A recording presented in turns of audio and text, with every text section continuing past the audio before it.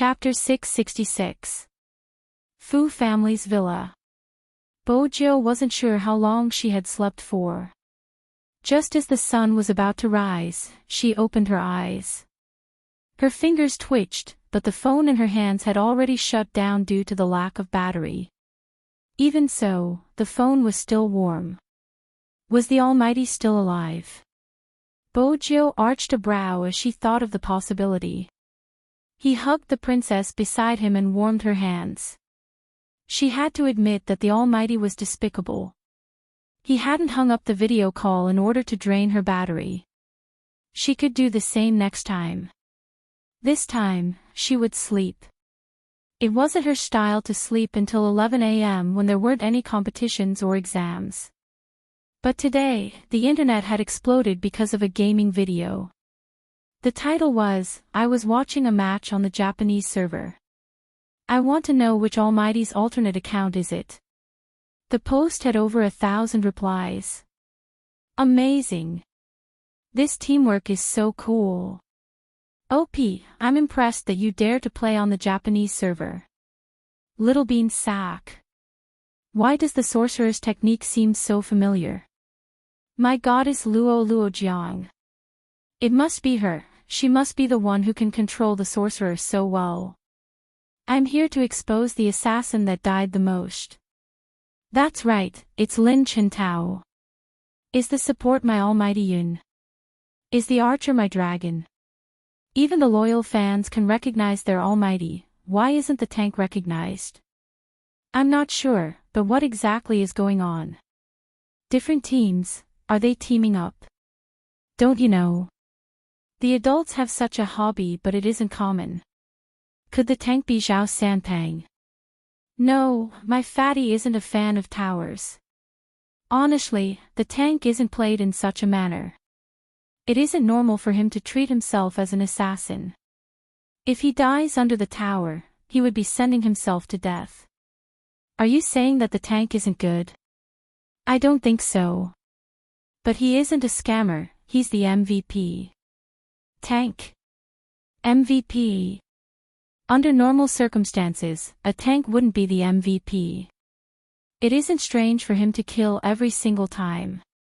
All in all, it's because of goddess Luo Luo and the others. If not, he would have died easily. Am I the only one who thinks that he's playing this way because he knows that goddess Luo Luo and the others are behind him? Are you saying that this is his cooperation? My God, I'm getting more and more interested in this meat shield. Who is he? Are there any fans who claim it? Unfortunately, no matter how many times this post was covered. Still, no one claimed this meat shield. The onlookers were really curious. After all, it was rare for a tank to play like this. Until the Supreme Alliance team battle that day. Spade C used the meat shield. Wait a minute. My big spade isn't an archer anymore. This is already the fourth one. We still lack a support. He really is an all-rounder. I want to see how my big spade acts as a tank. In the end, he saw an incomparably familiar scene. He was supposed to be a meat shield, but he leaped into the tower to kill. He was clearly a meat shield, but he had set the tempo of the entire arena. He was supposed to be a tank, but he became the team controller and became the MVP. What was going on? Everyone was dumbfounded. A Spade fan said seriously, I think I can go to the Japanese server's battle video and claim Big Spade. What do you guys think? Chapter 667. As usual, there would be a mini interview after the competition. What's more, there was still one more match before they entered the semi-finals. This match was of utmost importance. It wasn't just the fans, even the media was concerned about Bojo's character. Is it time to use support next time? The interviewer asked with a smile. After all, he had already used the other methods. In front of the camera, the young man reached out and pulled the white cap back. He said lazily, "No need. No need." The host was stunned. Why? Because the Almighty didn't teach me how to play the support role before he left. Hearing this, it was not just the host. Even the fox-like smile on Manager Fang's face froze. It wasn't easy for the beautiful MC to find her voice. You mean to say that the characters you play were all taught to you by Almighty Chin recently? Bojo glanced up nonchalantly. I've found my own style as a tank, but I haven't gotten used to the sorcerer and archer. I'll practice more when I'm free. The beautiful host, there was no way to continue the conversation. You're the MVP of every game, yet you still say you're not playing well. However, the others did not understand that the young man really did not play. Bojo was best at being an assassin. He watched the video of the interview. The official Weibo exploded again. As a fan of the Mo and Jo couple, there's only one sentence left in my eyes. Because the Almighty didn't teach me how to play support before he left. Big Spade, don't cry, the Almighty will teach you when he comes back. Be good, pat my head. To be able to become an all-rounder in such a short period of time, I just want to say that he's super cool. Han Susu and Wu Zhen were also holding their phones. Han Susu couldn't help but reply, hee hee, keep bragging. You can become an all-rounder after 10 days of practice. Spade Z, you're such a hypocrite. The Spade fans didn't respond to his words. Fan Chin said, Spade Z started off as an assassin, and being an assassin requires a high level of control and positioning. Plus, with Spade Z's hand speed, as long as he understands the other characters' attributes and the usage of some big moves, along with Almighty Chin's all-round guidance, it won't be impossible for him to reach his current level. I'll say this first, I'm a fan of Almighty Chin, and I won't pretend to be a passerby. Putting aside other questions, I'll just say one thing, Spade Z's recent matches have a slight change, and that's the geometric attack curve. What I, Almighty Chin, am best at. Flunkies can't understand how a genius can see the geometric attack curve when he's playing a game. Am I the only one who noticed this? This seems to be the first time I, Almighty Chin, personally taught someone, right? Don't say any more. Dog food, full of dog food. Paw. Han Susu slammed her phone. These CP fans are really crazy, what dog food? After saying this, she seemed to have noticed Wu Zhen's ugly expression. She turned around and held Wu Zhen's hand. Sister Wu, those people don't know of your existence. You and Brother Chin are a couple, what's the big deal about that gay? Wu Zhen smiled and put down the coffee cup in her hand. Why didn't you take revenge on him in the recent matches?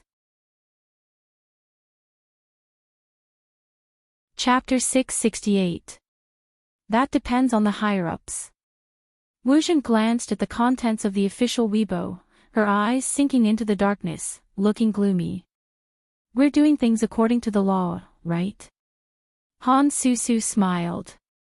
Of course, Sister Wu is the fairest. But no matter what, someone like that should be taught a lesson. I used to like him so much, but he ignored me. He's so cold-blooded. If he liked other girls, I could have snatched them away. But he just had to like a guy, and he even liked Brother Chin. He's blind. So what if the Han family wasn't good enough for him? How much money had she invested to support him? Yet, he didn't reciprocate and even acted like this. Sister Wu, don't worry, before you catch him, I'll let him know the consequences of angering you and me in Jiang City. To put it bluntly, Han Susu relied on her power and influence. Whenever she met someone, she would throw some money at them and they would automatically support her. For example, the Spade fan she had interacted with previously. But the youngster didn't fall for it. She had been indignant, and after finding out he was gay, her outburst suited her. Because there were many types of girls in this world. One of them was Han Susu.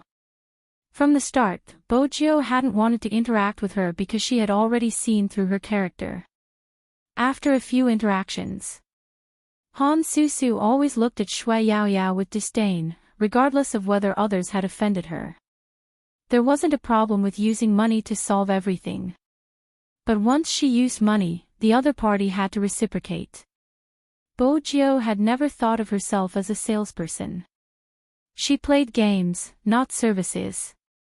Hence, when the Spade fans came looking for her, Bojo glanced at Qin Xiaodong, standing up slowly. She stuffed a hand into her pocket. Say it again, who is outside? They seem to be your old fans. Qin Xiaodong's voice was low. They want you to give them an explanation. Bojo chuckled. An explanation? They came to my house and want me to give them an explanation. With that, the youngster narrowed her eyes, her gaze sharp. All right, I'll give them an explanation. Wait a minute. Qin Xiaodong rubbed his eyes. The young master's expression was full of hostility. It really didn't look like he was going to give an explanation, but more like he was going to pick a fight. The dozen or so people outside were still making a ruckus. Half of them were people who often hung out with Han Susu. The rest were Spade fans from before. All of their words were the same as before. I like you so much, how can you treat us like this? This time, she wasn't merciful. Without saying a word, he punched the troublemaker who was pushing the driver, Uncle Wang. That punch was very vicious. The man was in so much pain that his face was deformed. The self-proclaimed Spade fan shrieked, "How could you hit him, you?" The scream was not over yet. Bojo laughed, her voice cold. Unfortunately, there's a camera outside my house. You came to cause trouble and even pushed my Uncle Wang 3 times. His glasses are still at my feet, it's not too much for me to hit him. You should be glad that you're all girls. If not, I would have beaten all of you up. With that, the youngster swung her hand and helped Uncle Wang up, her gaze icy. Xiaodong. Chapter 669. Bojo glanced up. Call the police. The self-proclaimed fans of Spade City sneered at the youngster. I never expected you to treat us like this. What did we do to you? Why are you calling the police? Bojo walked over. What grade are you in? The young girl who was obviously in university stilled. What do you mean? I was just asking. It seems like you are already of age. Bojo's voice was calm. That's good. Breaking into private property is enough to detain you for 15 days. The young girl clenched her fists tightly, tears streaming down her face. We like you so much. The word like is insulting enough to make me cry. Bojo's gaze was sharp.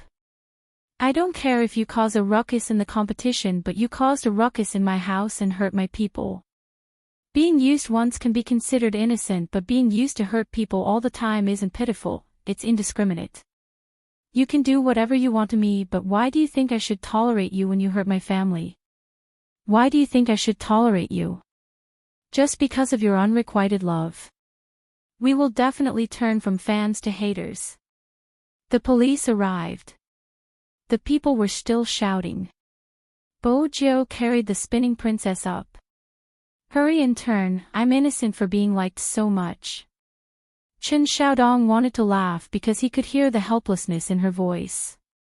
But the young master's next sentence made him confused again.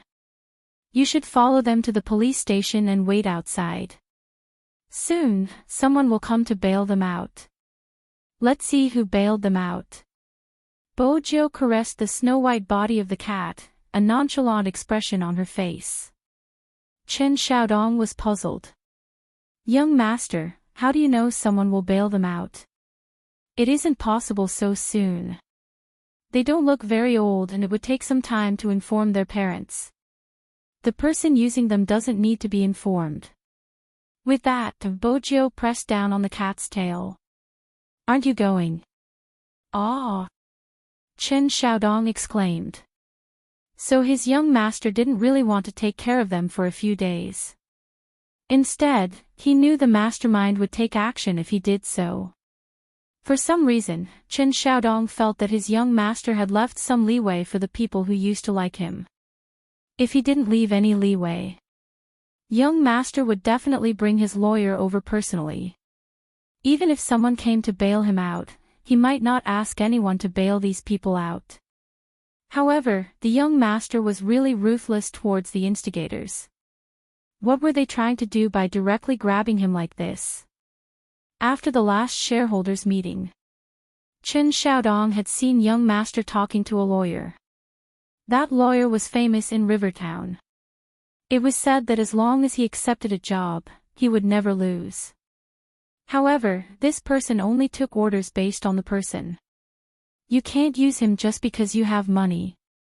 How did young master come into contact with that person and make him work for young master? This was a mystery in Chen Xiaodong's heart. In fact, how could a hacker not have a good lawyer? It was easy for Bojo to make someone work for her. Promised to help him track down his ex-wife. Speaking of which, they were partners at most. However, what kind of beauty would abandon such a handsome guy and run away to a faraway place? It's probably because he's not as handsome as the Almighty. Bojo hugged the cat and muttered to herself. She paused because of the pain in her stomach. The princess was still stretching out her claws, swearing not to be a hand warmer anymore. He didn't expect the youth to be so different today. Chapter 670. Every cold-blooded girl would understand. The real pain didn't start from the day the relatives arrived. It started from the day before. After Bojo was done, she carried Princess upstairs. Princess had expected the youngster to open his laptop and create a profile picture or the basement where he could run around and play with the ball. Unexpectedly, this time, the young man just lay down on the bed and pulled away the quilt. The side of his face looked sickly pale. Honestly, the rascal with the weird aura didn't want to play with him anymore. Princess wasn't used to it. He tilted his head and looked left and right. He had an arrogant, round face. He seemed to be deep in thought. When he was done, he reached out with his paw and used his cat cushion to touch the youngster's face. The youngster didn't wake up. Princess didn't feel like a king at home at all. He glanced at the youngster and dragged his voice. Meow, it was a low meow. With one last leap, he jumped onto the bed and curled his warm body into the youngster's arms. Forget it, on account of its master, he would take care of this youngster. Bojo was woken up by a phone call. It was the little butler, Chen Xiaodong. Young master. I saw it. The person who bailed them out. Bojo opened her eyes, her silver hair falling down. She asked slowly, who is it? Chen Xiaodong sounded incredulous. It's Miss Han. That's weird, doesn't she like you? She even wanted to support you, how did she? Oh, it's her. Xiaodong, head over to Lawyer Bai's place and tell him I'm suing Miss Han. Get him to hand over all the evidence and leave the rest to Lawyer Bai. Chen Xiaodong glanced at the clock. Xiaodong, head over to Lawyer Bai's place and tell him I'm suing Miss Han. Chen Xiaodong nodded. After hanging up, he realized that his young master's voice was too hoarse. Was he sick? Chen Xiaodong frowned. His young master couldn't fall sick at this moment, there was a competition tomorrow. But anyone who encountered such a situation wouldn't be affected. When his young master had been splashed with coke, his heart had ached. This time, the other party had come to their house. It was too much. He had to make the culprit with the surname Han suffer. If it was Lawyer Bai, he probably wouldn't be afraid of the Han family. Thinking of this, Chen Xiaodong quickened his pace. As a friend who had just bailed them out, Han Susu comforted the few Spade fans and specially found a place to drink. I didn't expect Big Spade to be so ruthless. Han Susu sighed. Is such a person worth liking? The Spade fans lowered their lids, their eyes filled with resentment. Han Susu hid her smile and pushed the fruit salad forward. Eat something. There are many other players in the esports circle. He's not the only one. When she said this, Han Susu felt that she had vented her anger. But what Han Susu didn't expect was that her party had just begun, and she was about to take them to karaoke. 2 police officers walked towards her. Behind the policeman was a man in a suit. Chapter 671. Han Susu smiled, wanting to strike up a conversation. But the person spoke before she could. My side is charging you with slander and instigating others to harass my client. Can you and your group of friends head to the police station? They had just been released and now they were heading to the police station? Was there something wrong with them?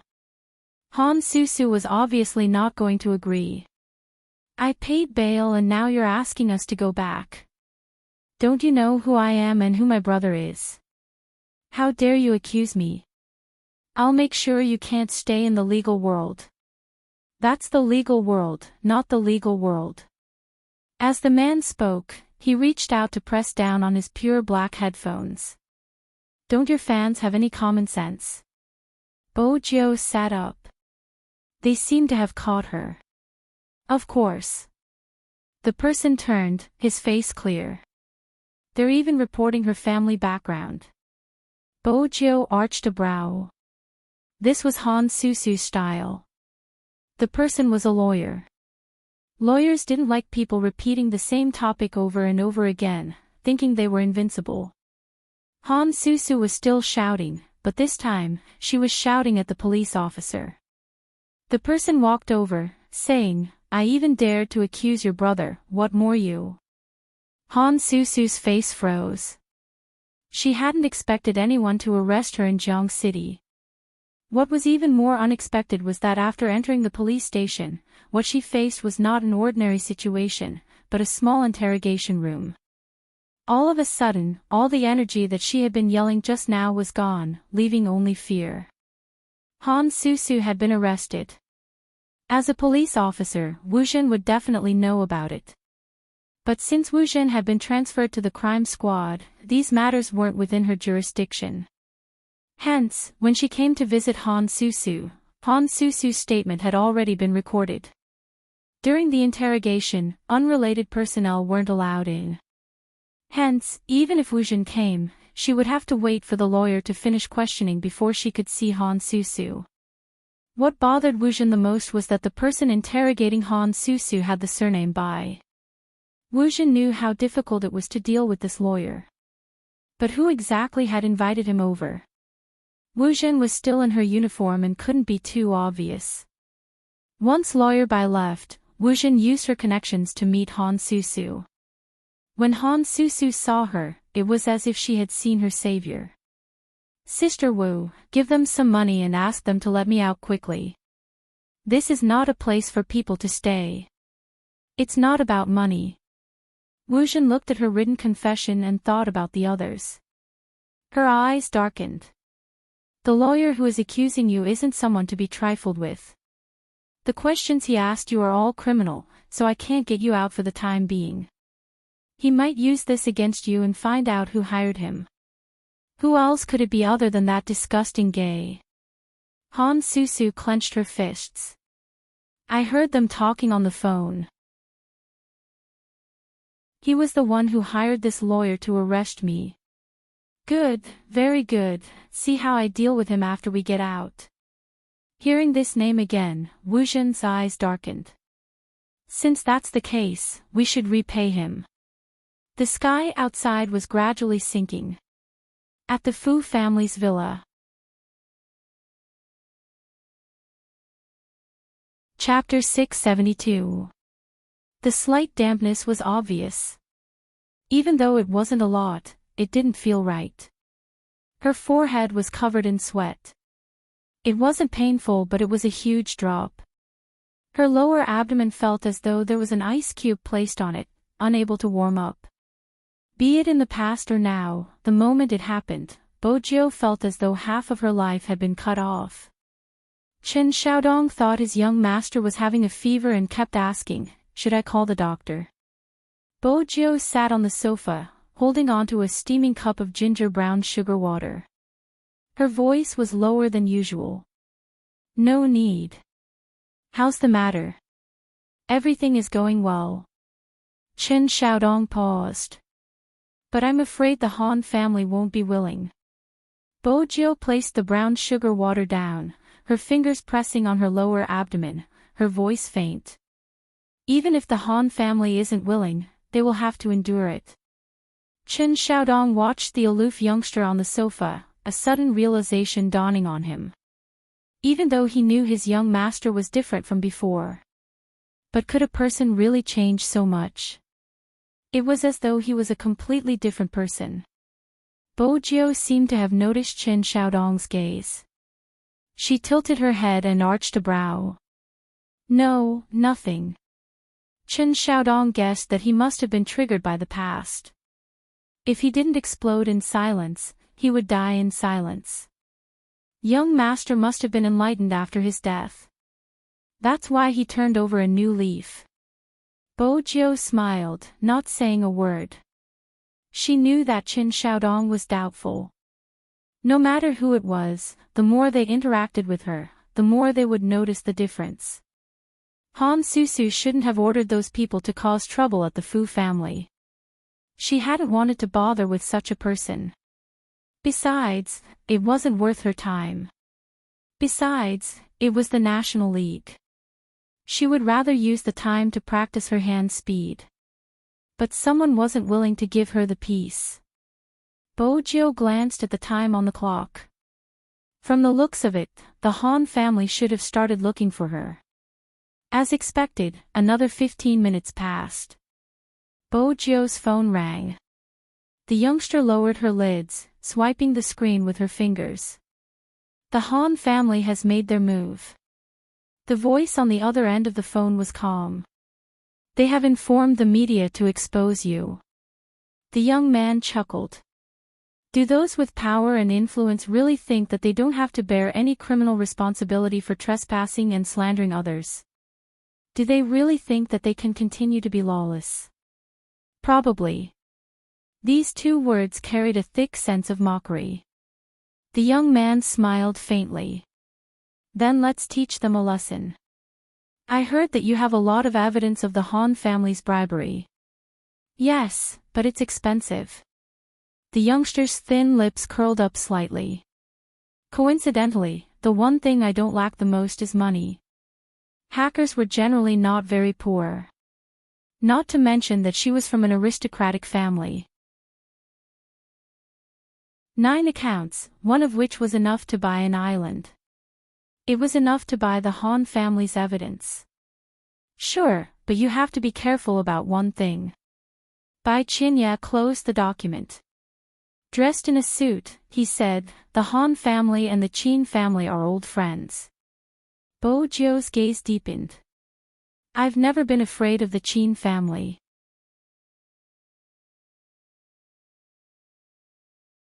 Chapter 673. What identity can I have? The youngster leaned back. In his arms was a snow-white cat with a big head. He was wearing a black t-shirt, and the curve of his lips made him look like a demon from a comic book. He was handsome and evil, and his eyes were shining. "I'm just an ordinary high school student." Meow. Princess looked up. "Youngster, when you said that, did you look at your expression in the mirror?" It wasn't ordinary at all. That night, South City Police Station. Han Susu had never expected things to be so serious. Her surname was Han. Why didn't these people seem to be afraid of her? And where was her brother? Why hadn't he appeared yet? Han Susu was so cold she was getting irritated. She slammed her hands on the table. Phone. I want to make a phone call. I want to get a lawyer. Miss Han was used to being arrogant and didn't even care about the police. Seeing her attitude, the people on duty didn't give her the phone even if they could. There were so many cases to work on. They didn't have time to serve her. Han Susu couldn't sit still and started to make a fuss. The person who made a fuss threw a phone to her and stood beside her. Han Susu took the phone and dialed a familiar number. It rang 3 times before it was picked up. Brother, what are you doing? Do you know Susu? Before she could finish, she was interrupted. Something happened at home, you have to suffer for a day. When Han Susu heard this, she was unhappy. Brother, I'm your sister. How can your business be more important than mine? What do you mean by let me suffer for a day? Do you know how broken and cold this police station is? I don't care, give them some money and get a lawyer. Hurry and get me out. The person on the phone didn't speak. This made Han Susu even more unhappy. Brother, what's wrong with you? Speak. I won't get a lawyer for you. It was obvious that the voice on the phone had changed. It was old and sounded like a mezzo-soprano. I always knew you had a bad personality like your mother, but I didn't expect you to be so dirty, ordering people to do bad things. How did the Han family end up with someone like you? Han Susu's back stiffened. Grandma, don't call me grandma. Old Madam Han was very righteous. You should bear the consequences of your own actions. Han Susu's face paled. She didn't expect her grandmother to come back. Her grandmother had never liked her since she was young. In fact, Han Susu had never seen such a vicious old woman who insisted on meddling in her affairs.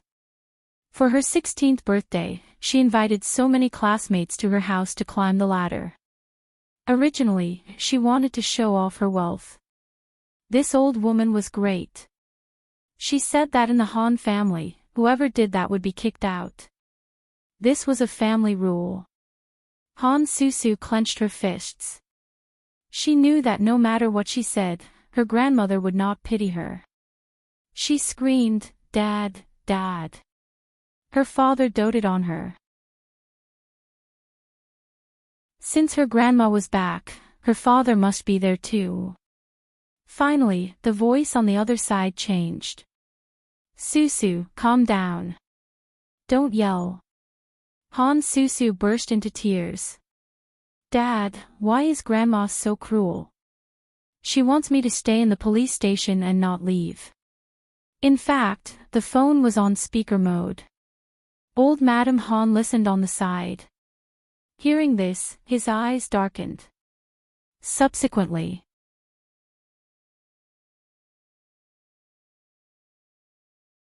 Chapter 674. Susu, how can you say that about Grandma? The old lady's slightly hunched back was still in front of her. Han Susu scoffed. Why can't I say that about her? She knows how evil she is. For you, Grandma has done everything she can to help you. Han Susu wiped her sleeves. Brother, don't worry about her, just think of a way to get me out. Let him think. What could he do? All right, I'll think about it. Old Madam Han listened to the conversation downstairs. Step by step, she sank into the darkness. It seemed like the ancients were right. Wealth didn't last 3 generations. Old man, this family was going to be finished. But the family wasn't scary. How could the human heart be like this? Times have changed, sigh. The old lady's sigh was melancholy. The Han father and son promised to get Han Susu out, regardless of the method. Escapades' scandal was just one part of the plan. If they didn't relent, they would definitely proceed to the second step. But just as they were about to ask Han Susu to wait, the people from the prosecutor's office arrived. They didn't care if it was night time or not, they detained the father and son. When they saw old Madame Han, one of the former soldiers raised his hand and saluted. Old Madame Han knew that there was no other way. This time, there really wasn't a way. Han Susu was still gloating in the police station. She glanced at the officers on duty. Just you wait, when my father comes, all of you will be crying. She wouldn't let that gay off either. But Han Susu didn't expect that after waiting for an entire night, the bail didn't arrive. Instead, the lawyer she had thought was handsome came.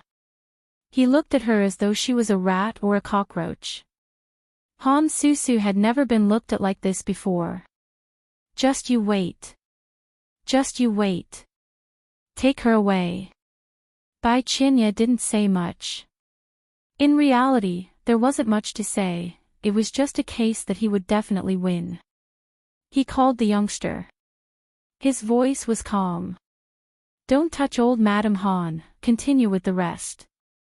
Understood. Bai Qinya took a puff. Where's my payment? The youngster's voice was weak. I send it to your email. Your ex-wife doesn't want to be with you, why don't you think about it? Bai Qinya's voice turned cold. This has nothing to do with you. Ah, yes, you are right. Since that's the case, she wouldn't tell him that his ex-wife is pregnant, he. Bojo hung up and carried Princess over. She hadn't slept for 4 hours because of the pain last night and her expression wasn't good. But it was already the semi-finals. 1:40 p.m. How important this match was. Those who didn't play sports wouldn't know. Hence, they couldn't allow any negative news about Supreme Alliance to come out at this time. The Han family was ruthless. Then she would be even more ruthless than the Han family. At the very least, today, he had to open the game without any reservations. The youngster took the painkiller, raised his head, and sent the medicine down his throat with hot water. He lowered his gaze and tied his shoelaces. With a black backpack on his shoulders, only his black eyes could be seen from his face. Chen Xiaodong looked at him worriedly from behind. Young master, is your body really okay? Everyone knew how strong their opponent was today. Last year, they were ranked 6th in the country. What kind of concept was that?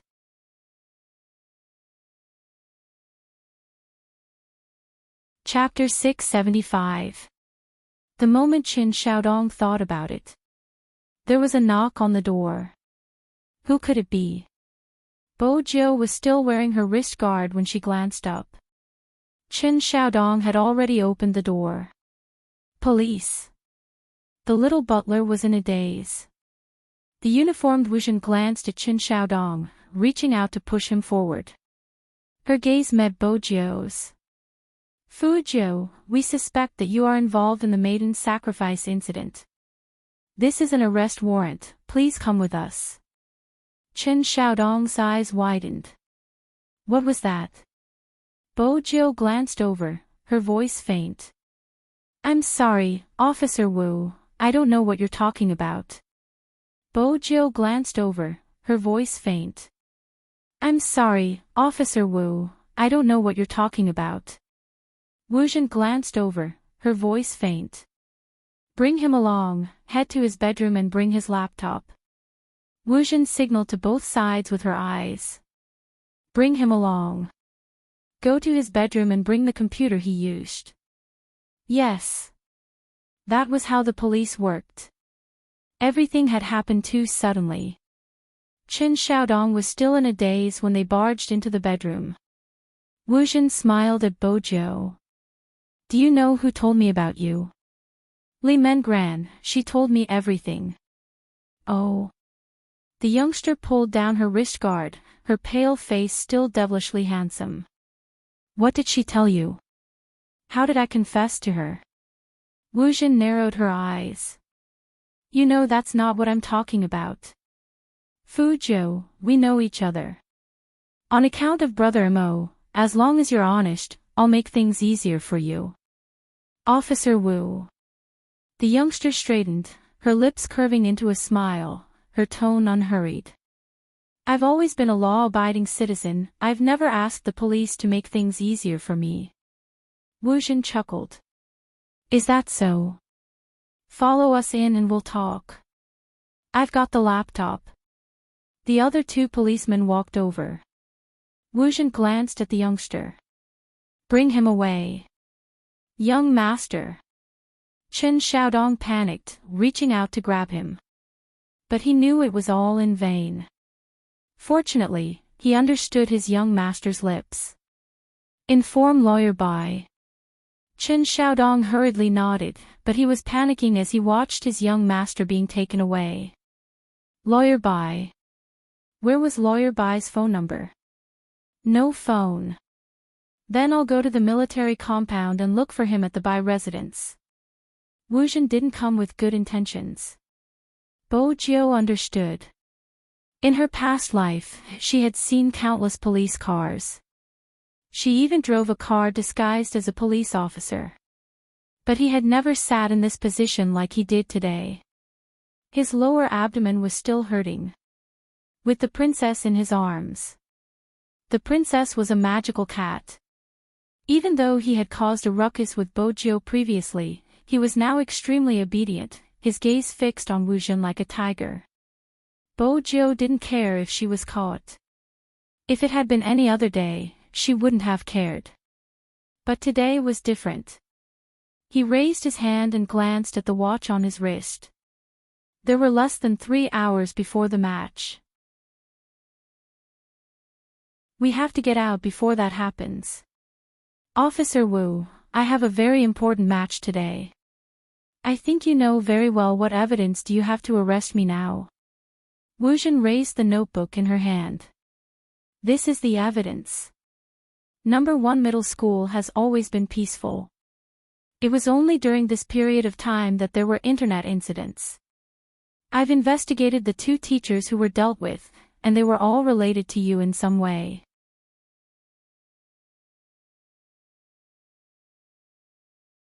Chapter 676. Young Master Fu, we'll know after we appraise your computer. Wuzhen glanced at the youngster. Also, the arrest was ordered by the higher-ups, not me. I'm handling it impartially, young Master Fu, don't accuse me wrongly. Oh. Impartially. Bo Jiu lifted her lips. Miss Wu is from the crime squad, but the person you brought is an ordinary police officer. The maiden's sacrifice has always been managed by the crime squad, so the confidentiality shouldn't be low. Since when can a police officer interfere? I'm really curious about the level of impartiality here. The youngster's words hit Wuzhen's weak spot. Wuzhen's face froze. She had indeed hidden this operation from the crime squad. But so what? Since she had a suspect. What was wrong with arresting someone? She couldn't make decisions in the crime squad. She could always make decisions in an ordinary police station. Even if she used some tricks. She didn't think there was anything wrong. Since her family had such a background, she had to make use of it. Su's method was too roundabout. It was easy to deal with this person. If the vice-captain of Supreme Alliance didn't appear on time for the semi-finals, it didn't matter if they won or lost. By then, this person would have to face endless criticism. Of course, it would be best if she lost. Because once Supreme Alliance lost, it wouldn't just be the fans who would be disappointed in Spades. Even Brother Mo would know that this person wasn't anything special. This person was relying on his status as a member of Supreme Alliance to get close to Brother Mo. She would get all the Supreme Alliance fans to ostracize this person. Through Su's methods, she knew how easily the fans could be incited. Strangers might not even attack Spades. But these fans were different. 1 second they said they liked him, but the next, they splashed him. She had to thank these Spade fans. Without them, she wouldn't have achieved her goal. When Wuzhen thought of this, her displeasure at the youth's provocation dissipated. She turned to look at the cat in the youngster's arms. But the more she looked, the darker her gaze became. Princess had never allowed her to carry him. Even when she appeared at the Qin family's house, he wouldn't stop meowing. He was indeed a beast, he couldn't even tell who he should be with. Wuzhen glanced at the cat again. When they reached the police station, Bojiu entered the interrogation room. Wuzhen laughed lightly. "Let me take care of Princess." As she spoke, she stretched out her hand. The cat in the young man's arms gave her a claw. And it was Wuzhen's face. There was a loud noise. Wuzhen's eyes widened in pain. She wanted to drag the cat over and throw it to its death. Bojiu turned and pulled Princess back, her gaze cold as ice. "Officer Wu, you don't look like a police officer now." With that, the teenager turned his head and asked the other policeman, "Where's the interrogation room? Aren't you going to appraise my computer? Do you need me to tell you the password?" "No need." Wuzhen held her chin where there were a few red marks. "Young Master Fu, don't worry. We will investigate slowly until we get to the bottom of this and clear your name." It was just one sentence. Bojiu knew what Wuzhen wanted to do. This person was trying to stall for time. No one handled a case like this. However, this was China. You can't be impulsive with the police. That would disqualify her from the competition. As time passed, the youth's face turned even paler. Other than the pain, the temperature in the interrogation room was also extremely low. It wasn't a good feeling for Bojiu. But that wasn't important.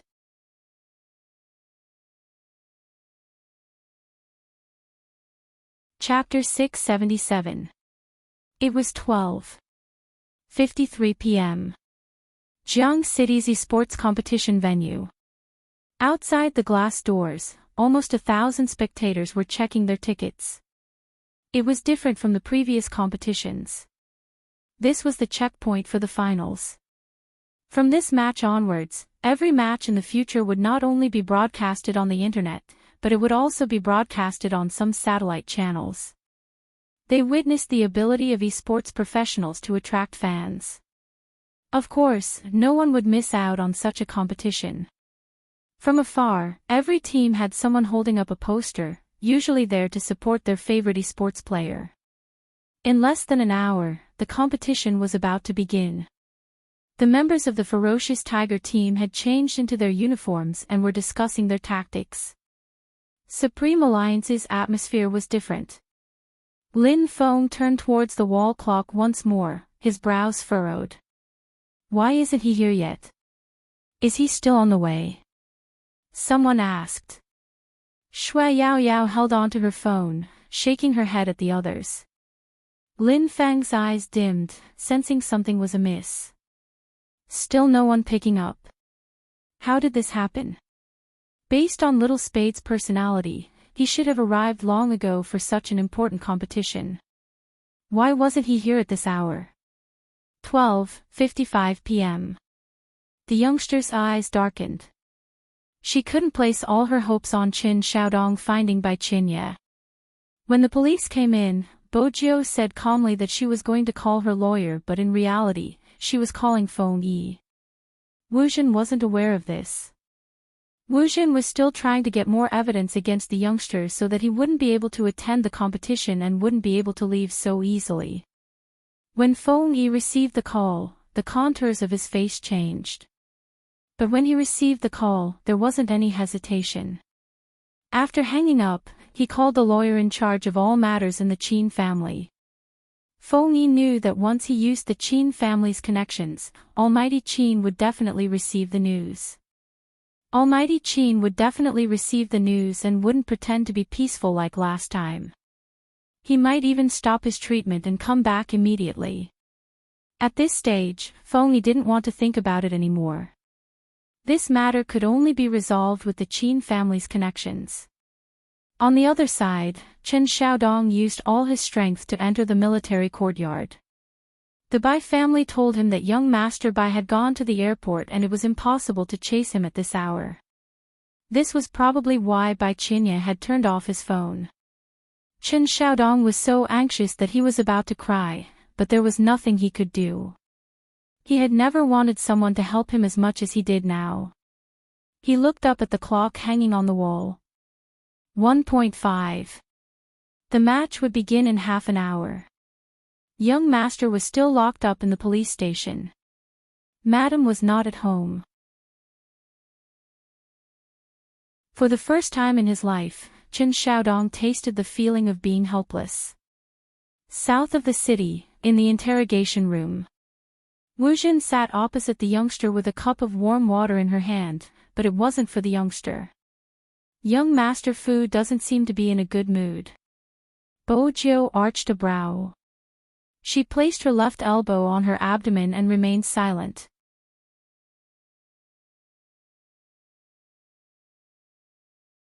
Chapter 678. Bo Jiu glanced at Wu Jin, her lips lifting into a smile. Her abnormally fair complexion made her look like a noble vampire walking in the night. Who told you I called Bai Qinya? No matter who you're calling, you'll have to bear the consequences of your crime. Wu Jin suppressed the disgust she had for the youngster, picking up the pen beside her. Let's talk about the case. Where were you at 8 p.m. on the 26th of December? Bo Jiu replied faintly, home. Who can prove it? Wu Jin narrowed her eyes. Bo Jiu laughed. Of course it's my family. Wu Jin knew she wouldn't be able to make any substantial progress. She changed her direction. There aren't many people like you who are talented in hacking. Did you feel great when you stole your own account during the Jiangqing Rookie Selection Contest? Bo Jiu glanced at Wu Jin, her abdomen throbbing. She gathered her energy, thinking about the hidden meaning behind the question. No, I just felt that I managed to protect myself. As for stealing an account, anyone with a little knowledge of computers would be able to do it. That would make me a hacker in Officer Wu's eyes. There are way too many hackers in the world. Wu Jin's gaze dimmed. This is the first time I've seen someone quibble. According to young Master Fu, even if you knew what happened to Li Mengran, you wouldn't feel anything for that teacher from your school. How is that possible? Bo Jiu replied naturally. Even if I wasn't her friend, I wouldn't feel that someone like Mengran isn't fit to be a teacher. Wu Jin pressed closer. That's why you wanted to follow him and deal with him, right? Officer Wu. Bo Jiu's voice was calm. Your conjecture sounds like something you would see in dramas, but it's a pity it's just a thought. I'm just a high school student after all, my results are in the teacher's hands. What do you think I can do? Wu Jin hadn't expected there to be no progress after asking so many questions. An ordinary person. Staying in this temperature for more than 2 hours was already unbearable. She couldn't understand how the youngster managed to do it. He was so stubborn, she couldn't bite through it no matter what. Wu Jin picked up her notebook, slamming the door shut. She wanted to see how long this gay could last. The closer it was to the start of the match, the more anxious he would be. She didn't believe that she wouldn't be able to get anything out of him. The dark tide was lethal to Bo Jiu. She was in so much pain that she broke out in cold sweat. She felt a chill in her abdomen and felt a dull pain. She reached out and grabbed the leg of the metal table. There were still 20 minutes left. She had to go to the competition. Here we are. Feng Yi should have arrived. When the youth opened his eyes again, there was sweat on his forehead, but it did not affect the clarity in his eyes at all. No one knew what kind of willpower she was relying on to persevere. Time was still ticking away. Feng Yi brought the Qin family's lawyer and went straight to the bureau chief. The branch chief didn't know what was going on.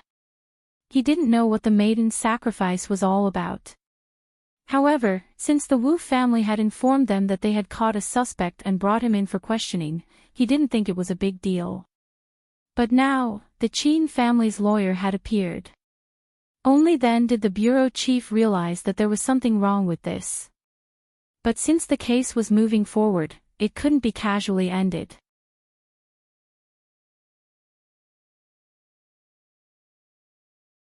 Chapter 679. The bureau chief wasn't stupid, he didn't want to offend anyone. The Qin family's lawyer had Director Huang's number, hence, it wasn't difficult to contact him. What did you say?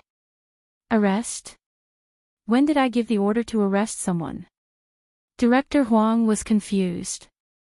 The maiden's sacrifice was classified as a top secret, and even if they were to arrest someone, the crime squad would be the ones to do it personally. I understand, if Director Huang didn't give the order, it means your men are abusing their rights. My client is still being interrogated. As a member of Supreme Alliance, he has an important competition today. You should know about it, it's related to esports and he has to participate immediately. Director Huang, it's best if you come over personally. If we lose this competition, be it you, me, or anyone else, it won't be easy. Supreme Alliance. Esports competition. Even if Director Huang didn't play games, he knew how important this competition was to a certain someone. Who would be so reckless as to arrest his team member at this time? Director Huang didn't dare to waste a single second. He was afraid that if he was late, something would really happen.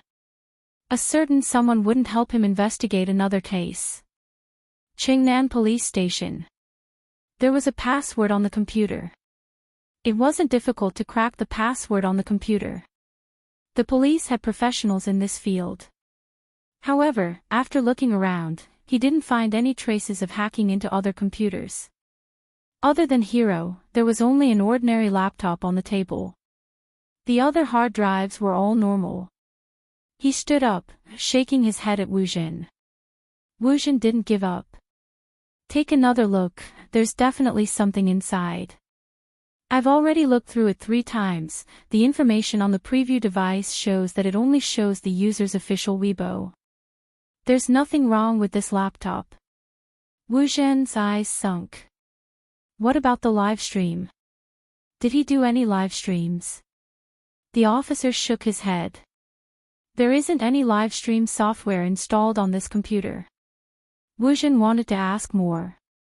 At this moment, it wasn't just the officer in charge, even Director Huang strode in. Feng Yi and the Qin family's lawyer followed behind.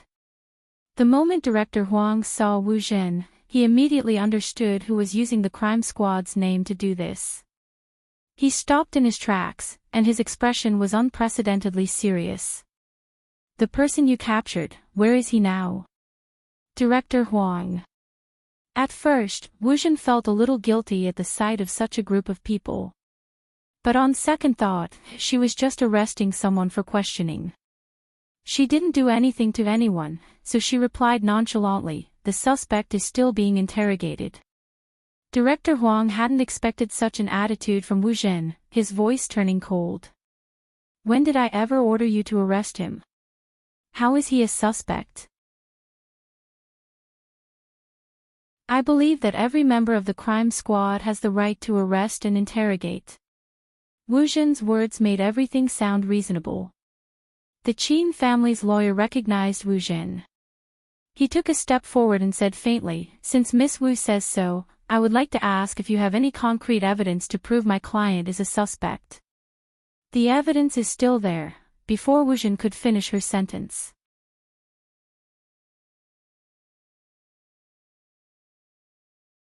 Chapter 680. Wu Zhen's face paled. She hadn't expected the Qin family's lawyer, whom she often saw, to be so merciless.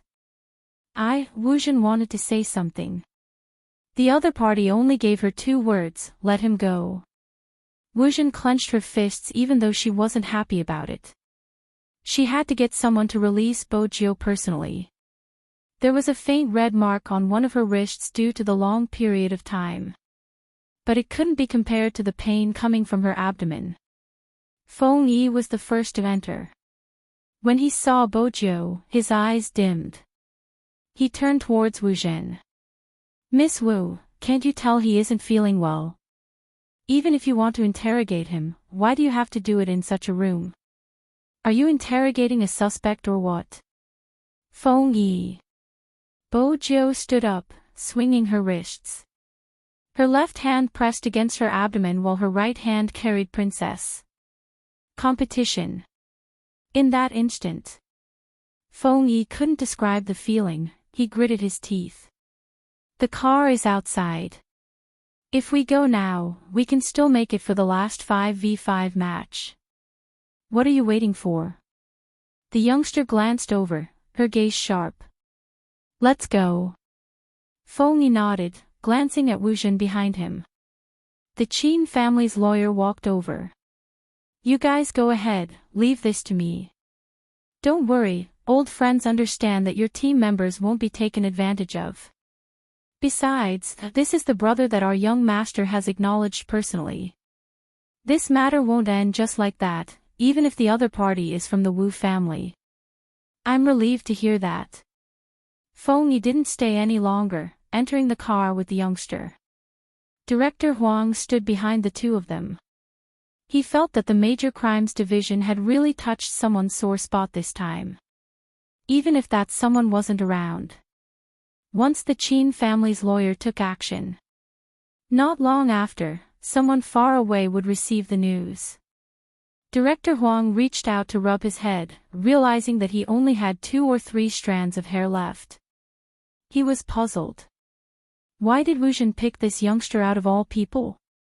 Didn't she know how much a certain someone doted on the youngster? According to a certain someone's personality, he wouldn't tolerate anyone bullying him. This matter. Even the Wu family's name wouldn't be of any use. The other side. The first thing she did after receiving the phone was to open the live stream channel. It was almost 2:00. The 1v1 had already begun. The situation was unfavorable for Supreme Alliance. After all, the other party was a strong team. In addition, they seemed to have studied every Supreme Alliance member's playstyle. The contestant that was sent out was to deal with Yin Weiyao. Bo Jiu had never seen Uncle in such a difficult fight. Even if he safely returned to the city, his HP would be low. Moreover, every time he returned to the city, it meant that there would be one less tower. This tug-of-war continued for some time. It wasn't easy for Yin Weiyao to kill his opponent with one big move. The tower at the bottom lane was already broken into pieces. The following defense became more and more difficult. Until he failed in the end. Bo Jiu pressed her abdomen and sent a voice message to Lin Feng. 2v2, switch players, you and Yun who will go together. The other side replied immediately, okay, that's what we're planning to do. Coco can't deal with the enemy, they're very strong. Bo Jiu had just finished listening to this message. The second message was about to be sent.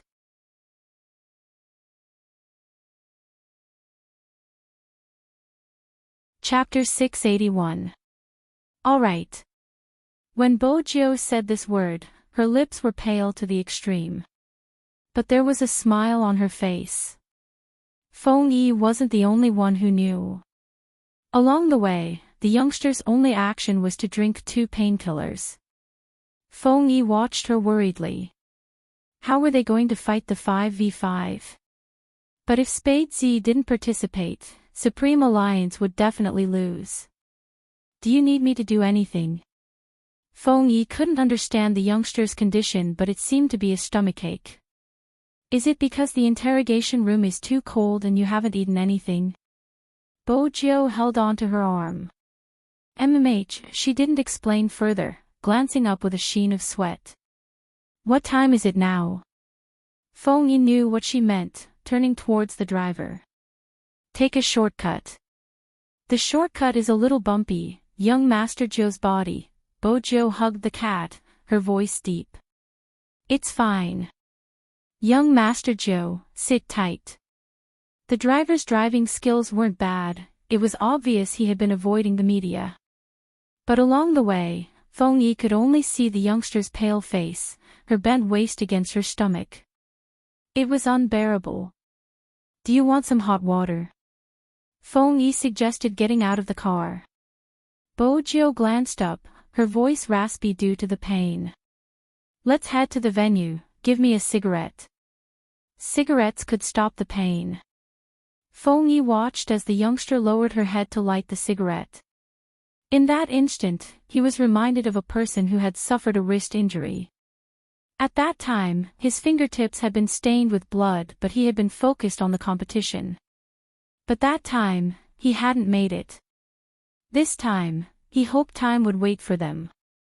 Outside the car window, another red light lit up. Bojiu was in pain, but her attention didn't shift away from the live stream. In the venue, Lin Fang's character had died once. This wasn't good for Supreme Alliance. Supreme Alliance had lost the previous 1v1. If he were to lose this match again, he would definitely die. Then, all the fans tightened their grip on their clothes. The first revival is less than 20 seconds, Yunhu should be able to hold on for 20 seconds, but he will have to lose a defense tower. The shoutcaster's voice rang out. "The situation isn't looking good. Spade Z isn't here either." The other shoutcaster sighed. "The presence or absence of the captain will directly affect the morale of the team. Moreover, Supreme Alliance has lost the first round. It seems like there's no way to salvage the situation. Actually, this isn't Supreme Alliance's strongest lineup. Qin Mo isn't here. There's nothing we can do about it. Winning or losing is what matters in a competition, not anything else." Inside the car, Feng Yi could hear the analysis of the two men. He glanced up, glancing at her. "They can win." The youngster's voice was calm, but his eyes were bright. "He said he would leave me a 5v5, so he will definitely leave it for me." At that moment, Feng Yi didn't say anything else, turning to the driver. "Drive faster into the venue, I'll handle the follow-up work." Not until the last moment. He would never give up. This had always been the spirit Supreme Alliance conveyed to everyone. As a manager, he felt that he should not lower himself too much. Wasn't it just another round of drinks with the staff? It was fine as long as he could arrive on time. Lin Feng, who had died once, was clearly more reserved. His fighting style also became more conservative. At this moment, Yunhu, who had been guarding the tower, stopped. He had an empty hand.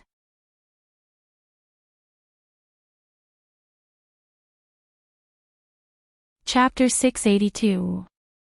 Yunhu's black hair was covered with a huge gaming earpiece. His handsome side profile was calm and composed. "Coward, use your method and start fighting. Little Spade will be here soon, he might even be watching our match. As a senior, are you going to lose?" Yunhu's eyes lit up. "I'm going to lose." Lin Feng turned. "I'm going to show you right now." Some people weren't suited to using psychological methods. But Lin Feng was the complete opposite.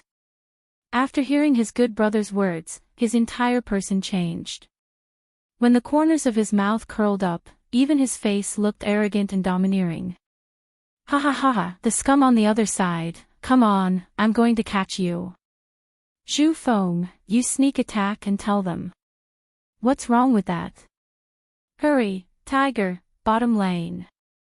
The people on the other side really thought that they were going to team up to take the bottom lane. Who knew that the top lane was still returning to the city? Halfway through, a figure appeared. It was Lin Feng, who had turned invisible. Now that he appeared, he used a big move and a stab. KO. The person who died was speechless. What happened to catching people at the bottom lane? The moment that person finished his sentence. In less than half a minute, another sound effect came from the screen. Double kill. Jungle battle. It turned out that the catch was Yunhu forcing the people at the bottom lane into the jungle near the top lane. After Lin Feng killed the first person, he turned back to surround the second person with Yunhu. Some people said that only the Yun-Feng duo could execute such a coordination. Chemistry. It was as if he had penetrated into their every move. Neat claps. They continued their ambush. This wasn't an easy win. When the word victory rang out, Lin Feng removed his earpiece, looking at Yunhu. Tell me, how am I a coward? I don't know how domineering I am. Yunhu stood up. At first, he didn't say anything. Instead, he reached out and pulled the guy in front of him into his arms. He smiled faintly, but it was filled with black-bellied intent. MMH, you are so handsome I can't describe it. Ha ha ha, tiger, you have good taste. Lin Feng laughed heartily and patted his brother's shoulder. Our 10 years of friendship is because you speak the truth. You must maintain this advantage. The opposing team also took off their headphones and asked the person beside them, is he usually like this? Always. I really didn't expect that I would be killed twice by such a person. My condolences. Don't underestimate someone with a low EQ. The couple's fans looked at each other. Would such a slow person have any bones left after meeting Yunde? However, none of this mattered now. The important thing was that it was a draw with 1 win and 1 loss. Now it all depended on the 5v5. Everyone turned their attention to the dueling area. There was 1 person missing. If the contestants on the list didn't show up, the match would be automatically judged as the winner. 30 seconds passed. There were no changes to the seats on the opponent's stands. The commentator sighed regretfully and was about to pull the microphone over. There was a swoosh sound. The door swung open. The cameras focused on the youngster they were most familiar with. That person, one hand pressed against the wall, his thin lips pale but his voice was clear. I choose assassin, with jungler skills. The equipment in the esports arena was very advanced. Usually, there would be voice recognition equipment. The moment the youngster finished his sentence, a line of words appeared on the big screen along with the sound effect.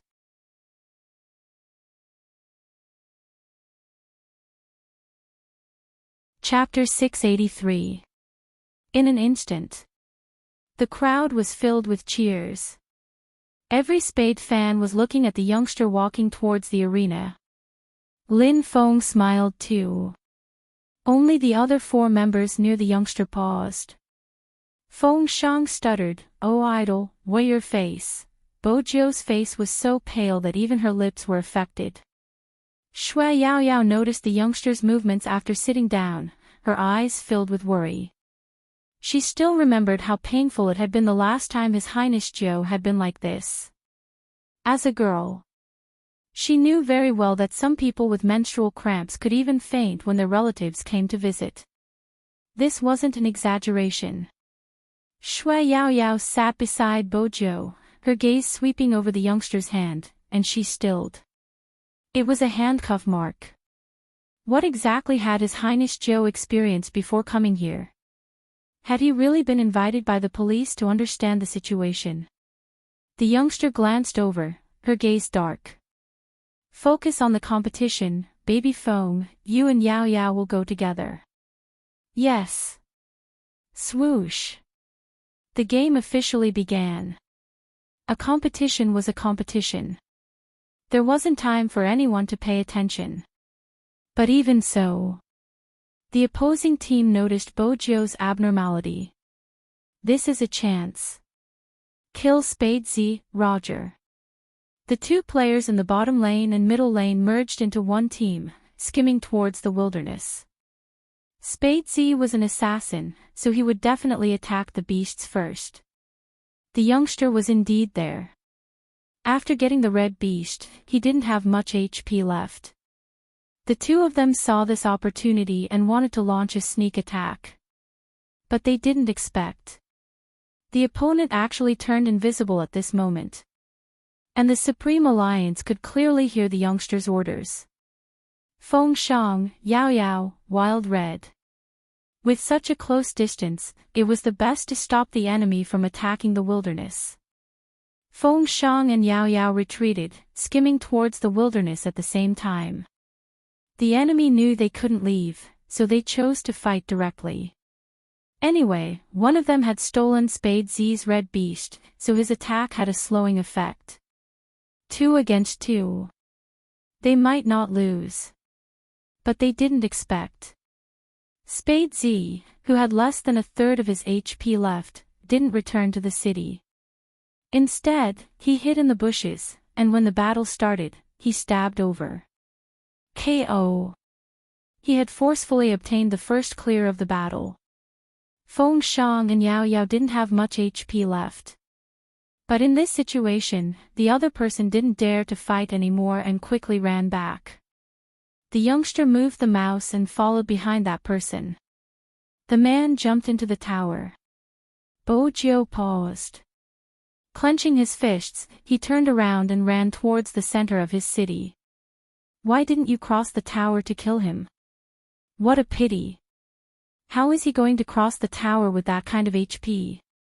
Besides, Spadesy probably doesn't have any big moves left and the opponent isn't low on HP. He'll be the one dying if he crosses the tower, bro. Taking one life is already impressive. Supreme Alliance is probably going to win. Not necessarily. Have you forgotten about their assassin? The opponent's assassin, Lin Chintao. It was probably because Lin Chintao had been too quiet that everyone had forgotten. This team was so strong because of Lin Chintao. He was one of the top assassins in the country. His skills weren't any worse than Spadesy. In the next second, he returned alive to Supreme Alliance. Not only did he succeed in killing Coco, he even stole the blue beasts in Supreme Alliance's jungle.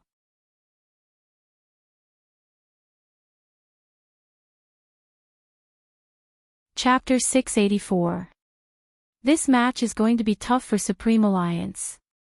Everyone knows Lin Chintao's assassin is getting better at the later stages. I'm curious, is Spadesy's assassin better than Lin Chintao's? It seems like this isn't just a battle between teams, it's also a battle of the vice-captain's ability. It's here again. Lin Chintao killed another person. It's 2-1, no, it's a tie. The moment Lin Chintao's blade landed, Spadesy immediately took his second life. Just like that, the two of them started to retaliate. Lin Chintao was quiet because he could see the youngster's discomfort. In fact, he had been anticipating this match before the start of the competition. Ever since he had teamed up with Little Spade on the Japanese server. He had been itching for a huge battle. But when the match started, the youngster didn't appear. Until the 5v5, when he sat in front of the computer with a pale face. Lin Chintao knew this wasn't the match he wanted. But when the youngster took his first life, Lin Chintao smiled. He broke into a smile. The best way to respect your opponent is to give it your all.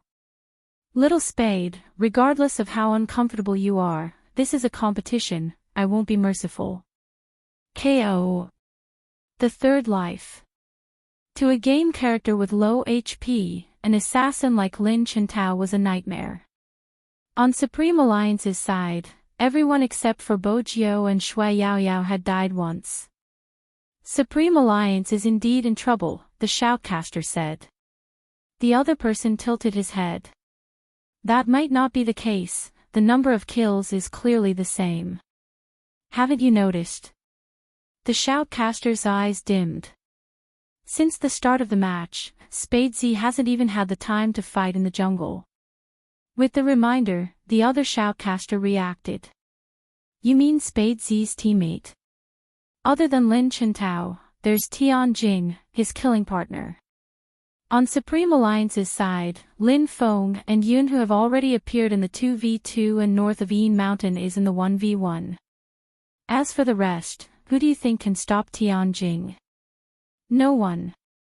In other words, the outcome of this match had already been decided. Before the semi-finals, there had never been a match as long as this one. Be it Lin Chintao's team or Supreme Alliance's team, the previous team battle had been exceptionally swift. Today, however, it was dragged out a little longer. In the end, both sides only had one defense tower left, and the rest was the city. At this moment, life and death became crucial. Of the two teams, only Spade Z and Lin Chintao hadn't died. When the pain came, Bo Jio's fingers paused for a moment. But it only paused for a moment. Then, he led his troops to the top of the road. Shui Yaoyao, who was waiting to be revived, looked at the youngster's hand. Her wrist moved along with the mouse, rubbing against the mouse pad again and again. How much it hurts. Shui Yaoyao didn't know. However, she had seen His Highness Zhou's pain. He was very clear in his heart. How was the youngster holding on? At this moment, the camera panned to her face. At this moment. Only then did people notice that the young man's expression seemed a little off. Pale lips and sweat on his forehead. No matter how handsome his side profile was. It was also heart-wrenching white. Lin Feng stood up and turned to look at Feng Yi.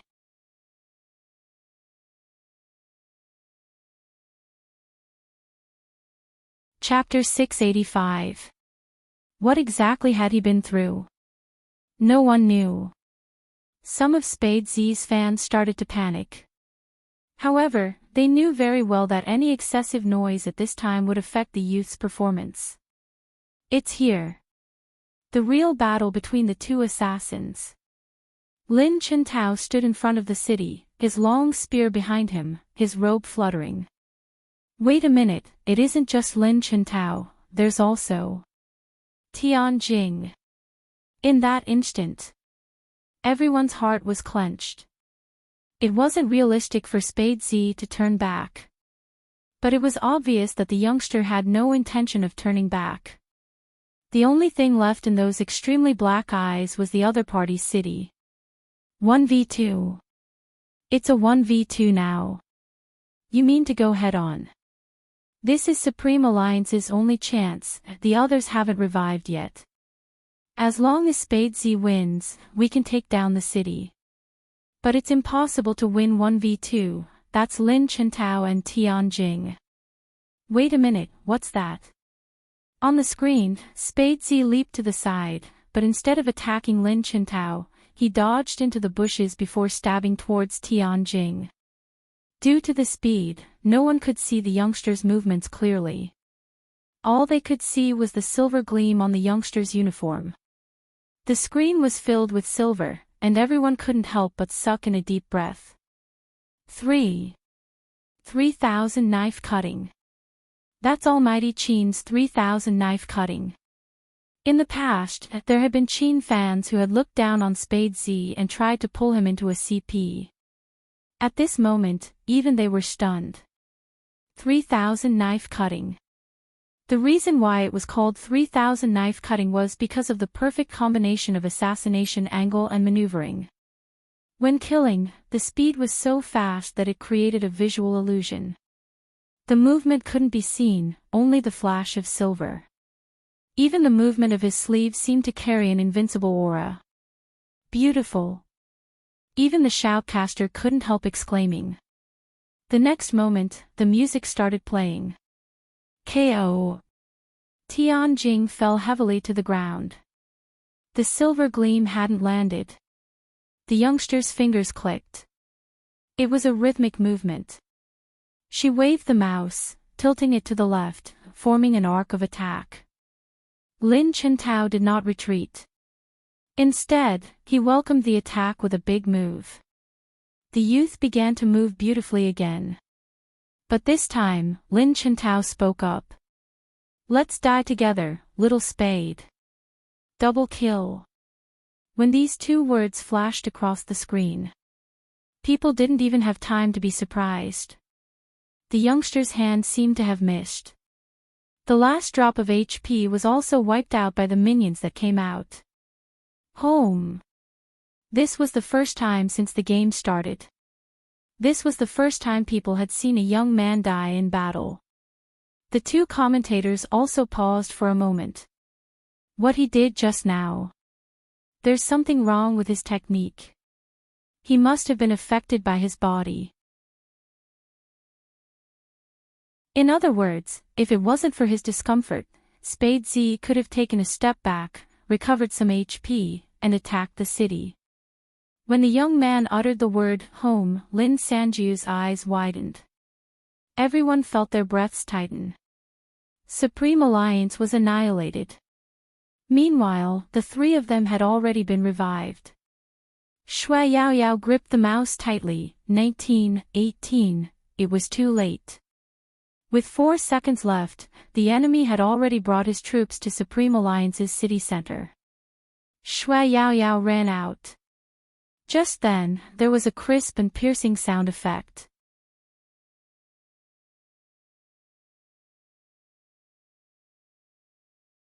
Chapter 686.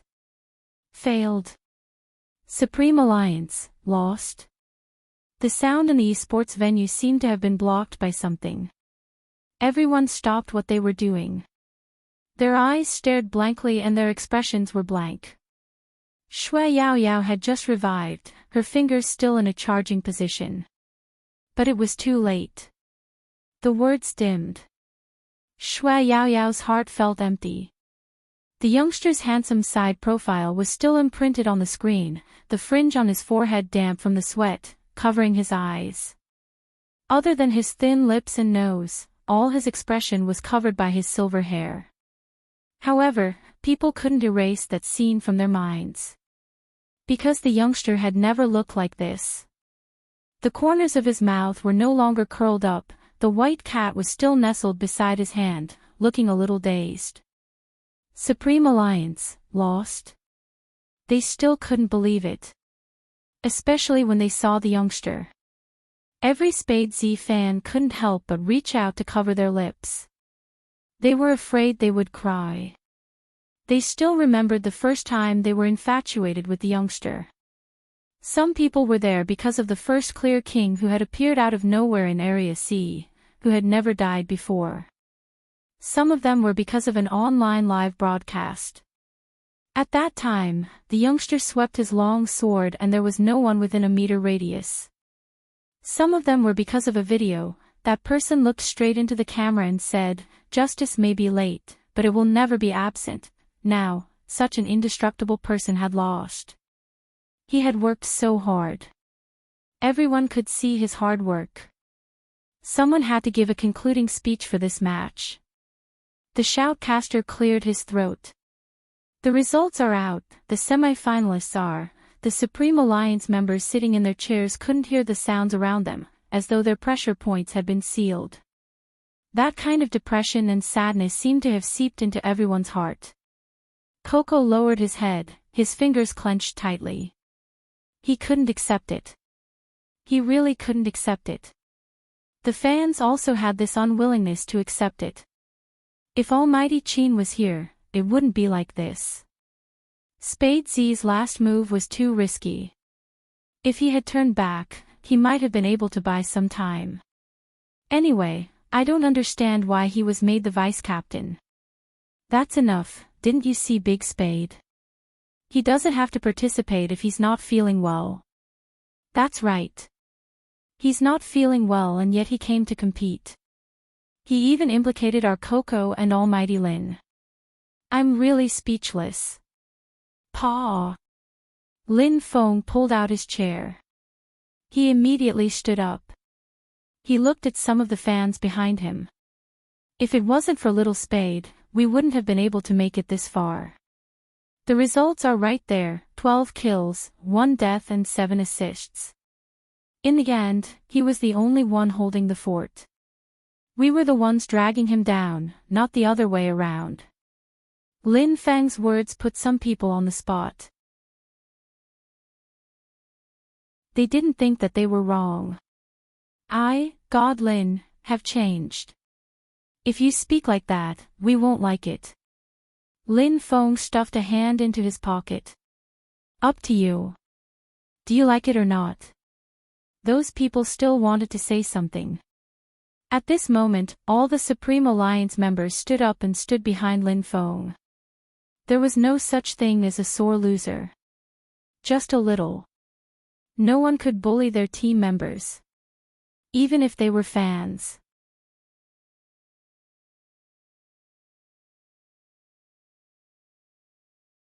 Chapter 687.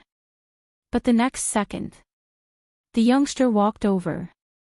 He placed his left hand on Lin Feng's shoulder. When he glanced up, it was still that face. Even though it was pale to the point of being devoid of blood. But he still had silver hair and black eyes, so handsome that it took one's breath away. There's no need. It was a very light word. Lin Feng glanced down. The youngster's wrist was so red that it looked like it was about to bleed. Even so, was there a need? It wasn't necessary for her. The youngster knew what the world was like. And he knew what human nature was like. A loss is a loss. The youngster stood there. Tall and straight like a pine tree in winter. But even so. Shui Yao Yao saw the youngster's clenched fists hidden under the uniform. It must be painful. During the game. What exactly was he relying on? And now, what was he relying on for the youngster to stand there and admit defeat? It was to preserve the last shred of Supreme Alliance's dignity. Some of the fans couldn't say anything else. After all, everyone could see the youngster's state. Even if he lost. He didn't have any intention of finding an excuse. Shui Yao Yao turned her head. If she had been stronger, the outcome wouldn't have been like this. When did we start to learn to cry? When did we feel sad, wronged, and disappointed? When did we learn to force the tears back into our eyes and stare unwaveringly at the gazes coming from all directions? There was a type of growth that always made people wear armor and not fear the darkness. It was because they believed that they would see the light one day. The ceremony always had to end perfectly. The youngster represented Supreme Alliance. He had to go up and shake hands with the other team's captain. Right at this moment. Clang! The door was pushed open. A tall and slender figure strolled over from the light of time. The members of Supreme Alliance froze the moment they turned around. That person had a handsome face that everyone present was familiar with. His chiseled side profile carried a coldness that was as sharp as a blade. The combat uniform he was wearing made him look like a commander from Star Trek. The white gloves on his hands fit perfectly without leaving any gaps. If it was a name, shouting it out would make people feel powerful. That was the kind of existence he was. Brother Mo. The youngster hadn't started. Then, she was pulled into the man's embrace. Following that, a magnetic voice rang out. You're being bullied like this when I'm not around. You're really something. One could imagine the uproar at the scene. It wasn't just that there were thousands of people watching.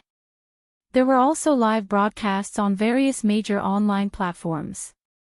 Manager Feng stretched out his hand and pressed his aching forehead. Why didn't anyone inform him that the Almighty was back? He hugged her as if there was no one else around. How many questions would he have to deal with this afternoon? The Almighty was really stirring up trouble the moment he came back. However, this was also good. Sometimes, he really didn't know how to comfort little Spade. He had seen a lot of things, but when he faced the youth, he always felt that he was not a high school student. Unlike the Almighty. It seemed that no matter what the youth looked like, in front of him, he was a little brother who should be pampered. Bojo didn't feel like she was being bullied, but because of the Almighty's scent, she couldn't help burying her face into his chest.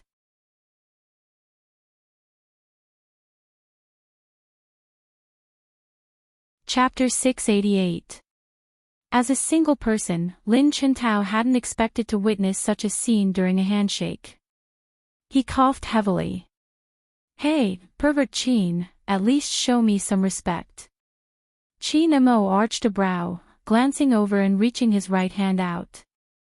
Lin Chintao was about to start chatting when Qin Mo interrupted him calmly. Qin Mo interrupted him faintly. I watched the 5v5 live stream just now. Your method of killing isn't bad. Lin Chintao froze. Was pervert Qin praising him? Was it going to rain red? Qin Mo continued, 2 against 1, where's your integrity as the top assassin in the country? Lin Chintao.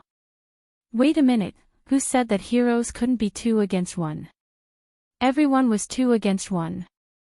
Besides, it didn't matter how many people there were in a team battle, one shouldn't be afraid and just fight. Why was it that when it came to him, 2 against 1, it was shameless? On the screen, Lin Chintao's expression was deep. Qin Mo didn't give him a chance to express his thoughts, releasing his hand, his tone casual but bloodthirsty. I will return the favor in the future. Lin Chintao. No, Almighty, be reasonable, didn't I just kill your little spade once? But now, where's your integrity? Where's your bearing? What an exciting scene. The shoutcaster was needed to smooth things over even though the handshake wasn't that exciting. Yeah, it seems like this failure has ignited Qin Mo's competitive spirit. This might not be a bad thing for Supreme Alliance. But it's a pity that Supreme Alliance didn't enter the semifinals. Everything has come to an end. Come to an end. Ha ha ha, old song, have you forgotten? According to the rules, there will always be a revival match. Of course, only one team has the right to participate in the revival match, and that is the team with the most MVPs. Look at Spades's results. Even if he lost, his total score is still higher than the winning team. Supreme Alliance still has hope of entering the National League. As long as they can win 3 matches, they will be revived. Of course, it won't be easy. According to the previous years, they have to defeat all the top 10 teams in the country, so it will be difficult to win completely. No matter what, there is still hope. This was the first time Bo Jiu heard of such a competition. She arched a brow and asked Qin Mo, revival match? Yes. Qin Mo glanced sideways, his breath caressing her ear. So it doesn't matter even if we lose, we can still win. Bo Jiu placed a hand on her abdomen, her lips pale. Finally, there was a smile in her eyes. Lin Chintao. The two of them were whispering. Was no one going to stop them? Knowing that they still had a chance to participate in the competition, everyone in Supreme Alliance couldn't hide their excitement. Even some fans felt the same way. He was so excited that he wanted to rush out and run a few rounds. In fact, the real fans just wanted to see these people continue to play, even if it was just one more match. There was always someone or a group of people who carried all the memories of your youth. To them, Supreme Alliance was a vessel. Many years later, they might forget the feeling of liking someone so much. However, he couldn't forget those people in battle uniforms. Their eyes were red, but they still stood tall and straight. They were Supreme Alliance.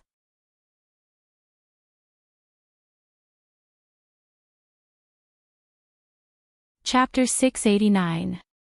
She had been able to hold on during the competition. But now, it had ended. The pain had been excruciating. Once they were out, she asked for a cigarette from Feng Yi.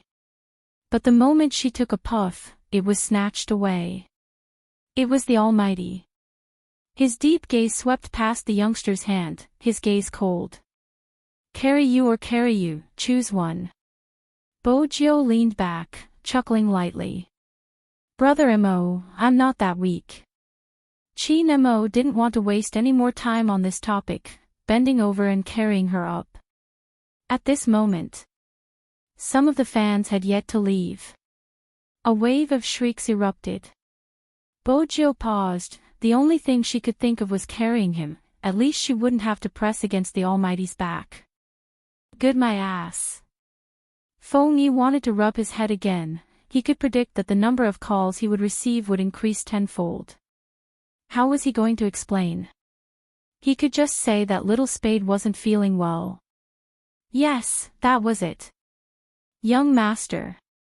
Even Deputy Zhang, who had followed Qin Mo back from America, froze when he saw his young master carrying a youngster out. Lin Chentao, who had left at the same time. After enduring for a long time, he finally couldn't take it anymore. Lin Chentao exclaimed in the Alliance's WeChat group.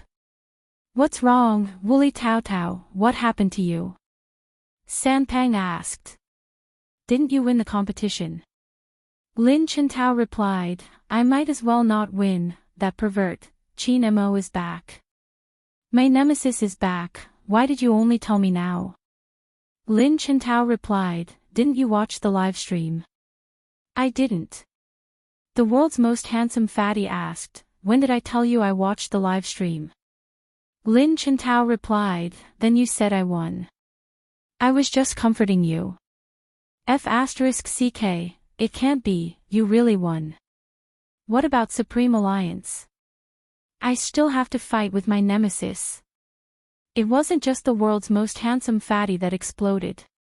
The others who had just finished their competition were also confused. Lin Chentao replied, this group is done. This is how you guys respond when I say I won. It's mainly because Little Spade wouldn't let you win. Lin Chentao looked at that sentence and decided to tell the truth. He's not feeling well. Not feeling well. Do you feel uncomfortable anywhere? Lin Chentao tried to recall. There was a red mark on his wrist, but he seemed to be in pain because of his stomach. In reality, it wasn't because of a stomachache. It was because of her period. But the Almighty still knew that once he got on the car, he gave Adjutant Zhang 3 words. Go to the hospital. How could he go to the hospital with this kind of illness? Bojo paused. Brother Mo, it's an old problem. I'll be fine after resting at home and drinking some warm water. What kind of stomach illness can be cured by drinking some warm water? Qin Mo turned his head and looked at the youngster sitting on his left. Bojo pressed against her stomach, her lips pressed into a straight line. I just don't want to go to the hospital. I'm not in a good mood after losing the competition and I know my body well. I just want to sleep now. That was indeed a good reason. At the very least, it was true for youths who were in their rebellious phase.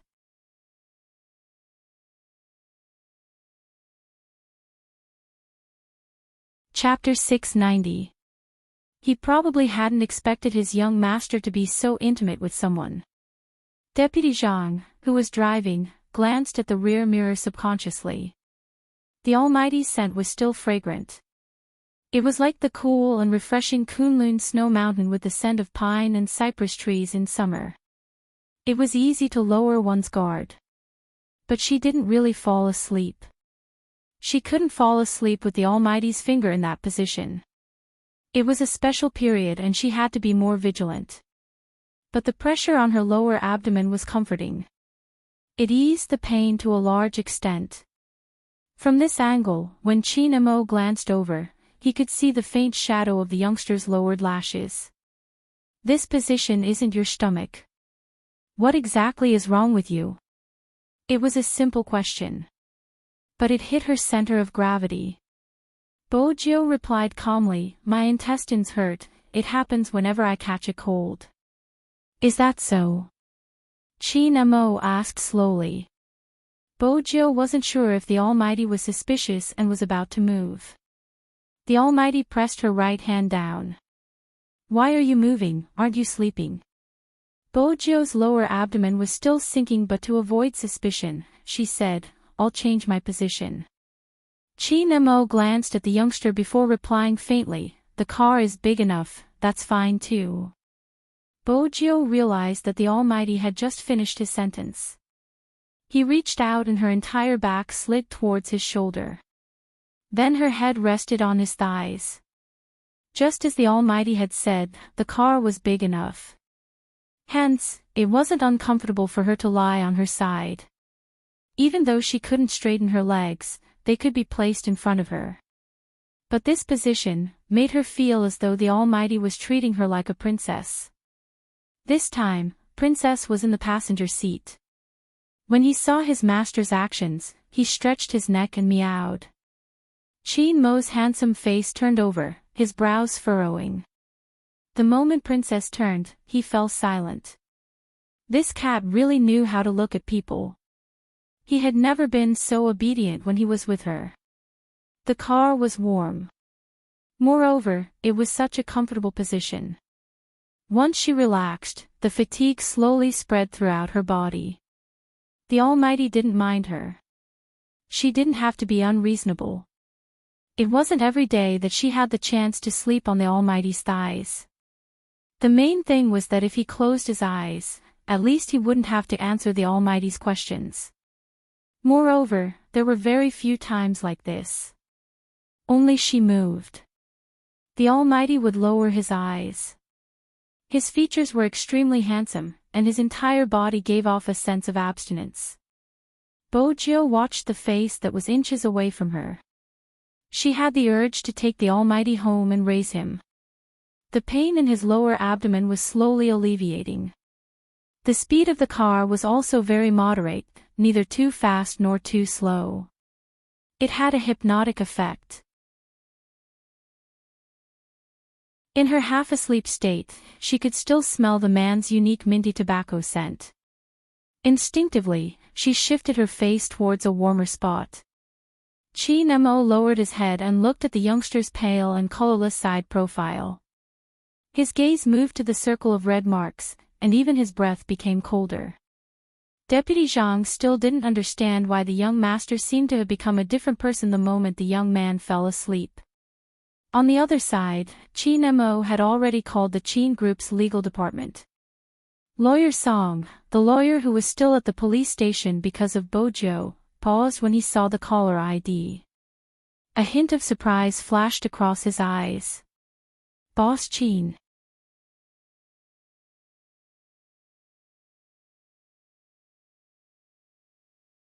Chapter 691.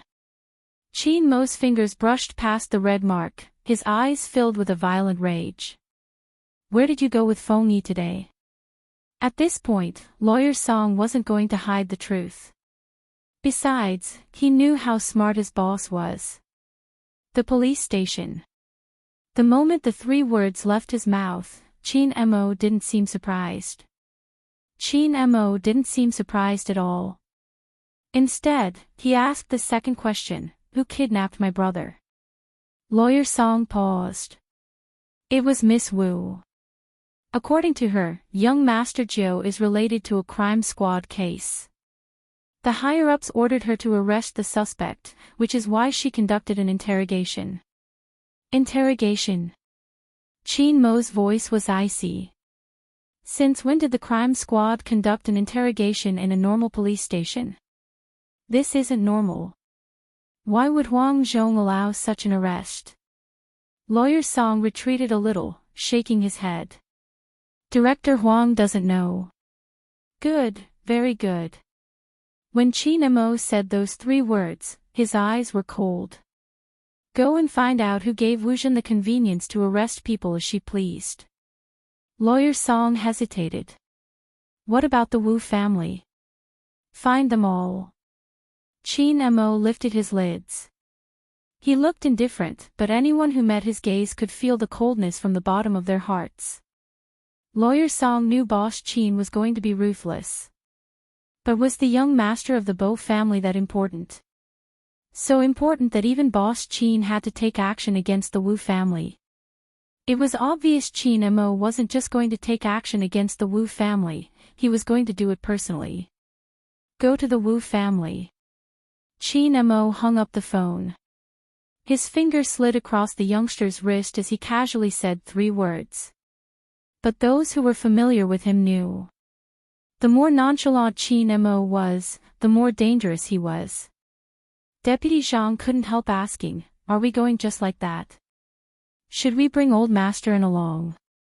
Do you think it's appropriate to bring my grandfather along?" Qin Mo countered. Deputy Zhang immediately fell silent. Even though she wasn't in a deep sleep, Bojiu couldn't hear clearly what they were saying. She just knew someone was talking. She buried her face once more. The burying attracted all of Qin Mo's attention. Even though he had a thought that shouldn't be happening at this moment. But when he looked at the face nestled between his legs, he really wanted to. He really wanted to do something to the young man in the car. And he really did that.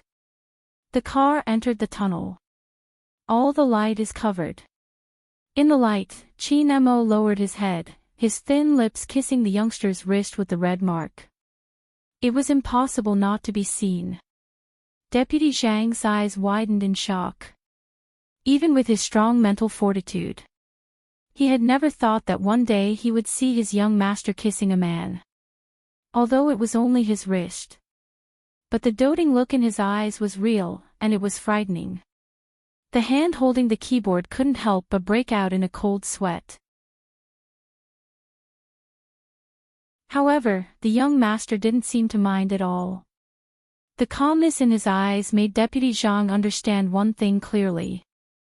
In the future, when he took over the driver's job, he would probably see this kind of scene often. But, who could tell him, why did the young master suddenly fall in love with a boy? Satisfied with the closeness of the person in his arms, Qin Mo smiled, his fingers caressing the youngster's hair until they walked out of the tunnel.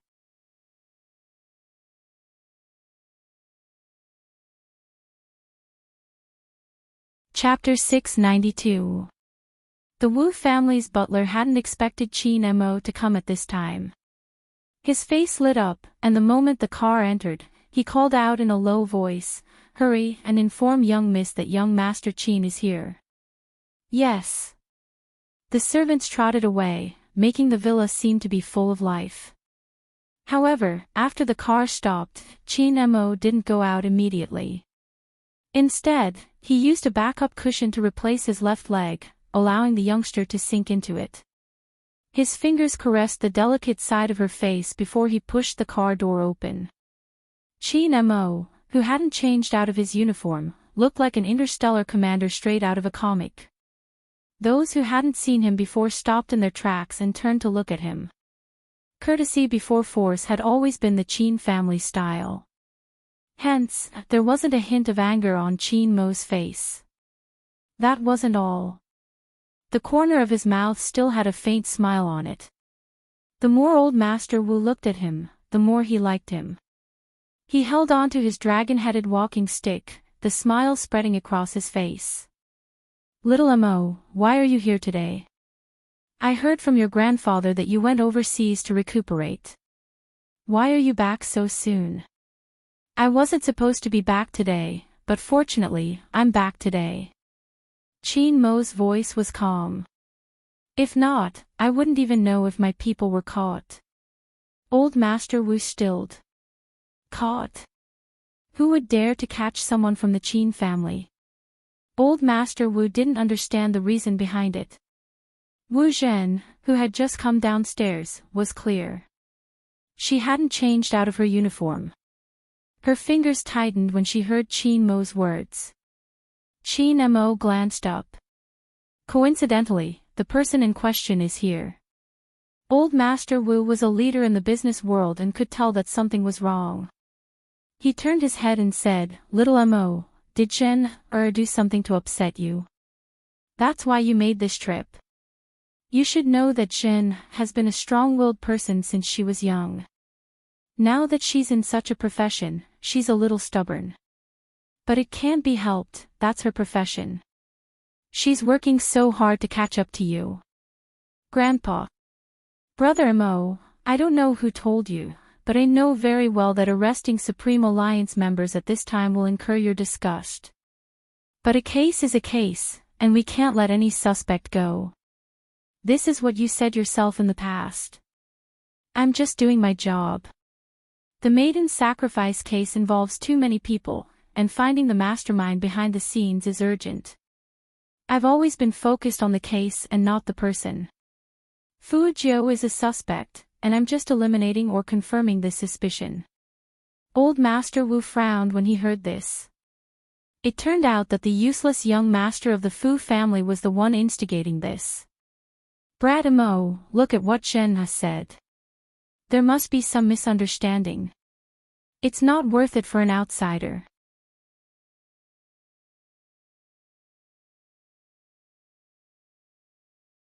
Chapter 693. Brother Imo. Wu Zhen was on the verge of breaking down when she heard the word court. She had never expected him to do this to her. It was all because of Fu Jiu. Wu Zhen wanted to chase him back. But it was useless. The servant stood there, watching the scene in a daze. No one knew what had happened. She just wanted Wu Zhen not to run so fast. Wu Zhen pointed at the servant and told her to scram. When he went out again, he only had time to see the arc of the Hummer. She couldn't take it. She didn't care about the age of the person beside her and kicked. You blind thing, don't you know how to stop him? The auntie, who was usually in charge of cooking, couldn't take Wu Zhen's kick. She clutched her stomach in pain. Wu Zhen's unwillingness and resentment stemmed from within. Old Master Wu's heart ached for his granddaughter. All right, if you can't stop him, you can explain in the future. But Brother Imo doesn't listen to me at all. Wu Zhen wiped her tears. Grandpa, I can't go to court. You have to help me. Old Master Wu patted Wu Zhen's shoulder. Don't worry, Grandpa won't let you suffer. That brat Imo was obviously instigated. But you too, why did you have to mess with Supreme Alliance at this time? Of course, Wu Zhen wouldn't tell Old Master Wu that it was all because of her jealousy. This was because she could no longer stand the fact that all the information that person sent out was about the young man. Even his expression wasn't his usual self. Why? What right did that scheming gay have to get all of this? Why couldn't she? She never watched esports competitions, but she specially watched today's match. When that gay lost, she felt an unprecedented sense of satisfaction. Everything was in line with her expectations. The fans questioned the gay's qualifications to be the vice-captain. But there was one thing. Wu Zhen thought she had lost the competition. That gay's position in Brother Mo's heart would be lowered. But she never expected Big Brother Mo to blame it on her. Spade Z was good at pretending to be wronged. Wu Zhen clenched her fists. If a person was so important to Brother Mo, all the more reason for her to think of ways to get rid of this person. Grandpa, we have to talk to Grandpa about this. Wu Zhen lifted her head. The young Master Fu who is contacting Brother Mo isn't a good person. Old Master Wu was naturally on his granddaughter's side. Moreover, the Yin family needed to mediate the matter in court. Don't worry, Grandpa will go find your grandpa in a while. I won't let you suffer. Perhaps people were like this, never considering their own mistakes. Those people always like to hurt in the name of love. Moreover, he would not feel that he was wrong. Unless they get what they want, the whole world is letting them down. It was obvious that Wu Zhen was such a person. She wouldn't think about how she had framed Bojo, she would only use her own thoughts to guess others. However, there was one thing that she did not know. Bojo didn't care about her. Lying in the car, her abdomen was still hurting, so she didn't sleep well. She probably knew that the Almighty had gotten out of the car once and came back, but it wasn't real. However, when she opened her eyes, the car was slowly driving into the best hospital in Jiang City.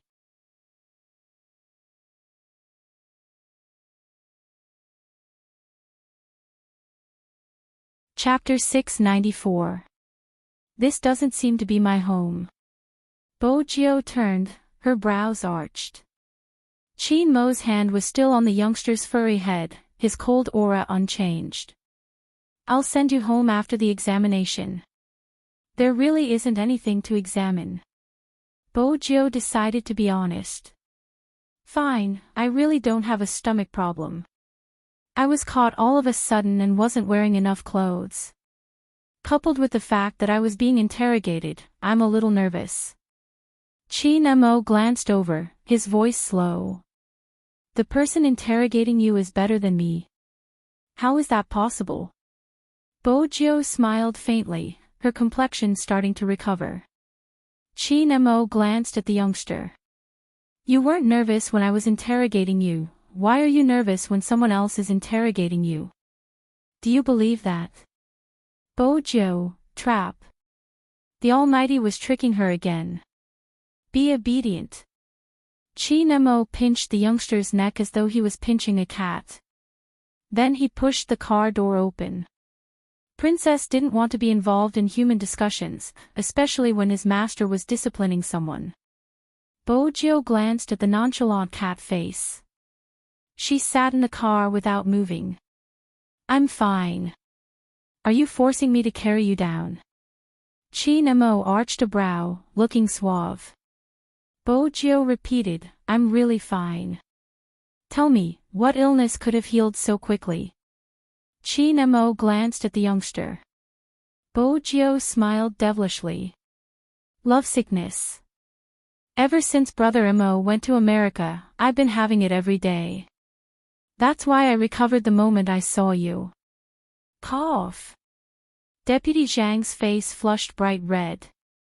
So, it wasn't just his young master that had a problem, the youngster he was taking care of seemed even more. Qin Mo tilted his head, glancing towards the source of the voice, his voice calm. Deputy Zhang. MMH, I'm here. Qin Mo closed the car door, his gaze deep. Get out first. Yes. Deputy Zhang reacted quickly, alighting the moment he finished speaking. Only the two of them were left in the car. Only then did Qin Mo pull the youngster over. He lifted the youngster's chin with his fingers and smirked. Lovesickness. Bojo knew she had gone too far. Their breaths were too close, so close to each other that she could hear their heartbeats clearly. It wasn't easy to escape from this situation. Hence, she shifted the topic to the Almighty. Before Brother Mo left, you said you had something to tell me. You were so secretive and made me lose my appetite. Every day, I would wake up wondering what exactly you wanted to tell me. Also, Brother Mo, can you stay away from me? Being too handsome will affect my thinking. Qin Mo watched as the youngster spouted nonsense with a serious face. His fingers slid across her fair cheeks, and there was a soul-stirring depth in his eyes that one didn't dare to look at directly. I really want to know what I'm going to tell you. He did want to. After all, it was rare to see the Almighty hesitating about something. But Bojo hadn't expected that person's aura to be so close to her. The clear fragrance of the herbal tobacco hit the back of her ears. Even the sound of the heartbeat was very close. Every beat was agitating her, making her feel an indescribable sense of danger. Just as Bojo was about to move. Look at me. Qin Mo lowered his lids, his fingers caressing her lips.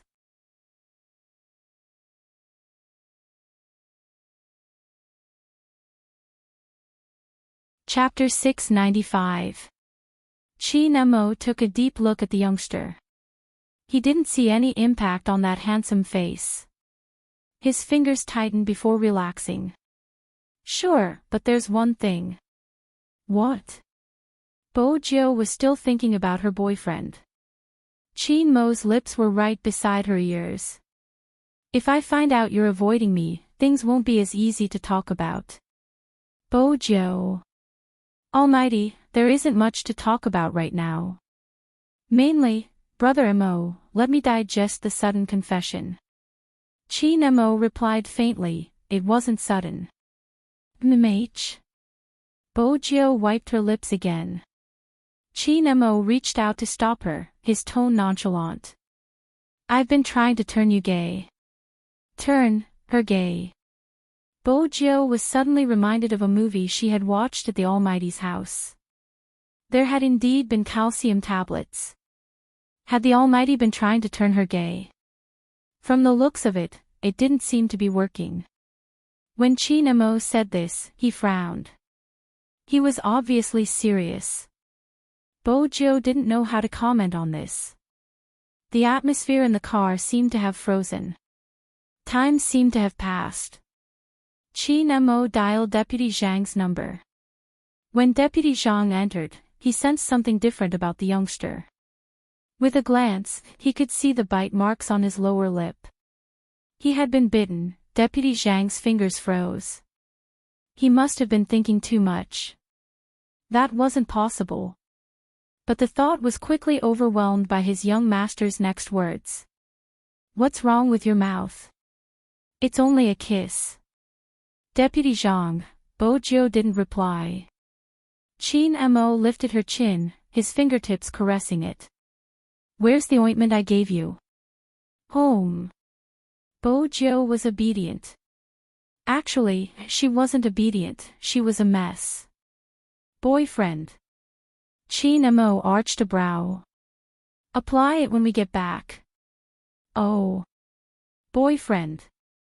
When Adjutant Zhang heard the conversation in the back seat, he had the urge to jump out of the car.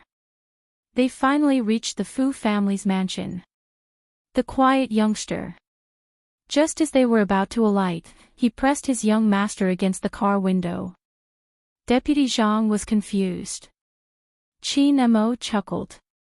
He looked at the person who would never just defend. His gaze deepened.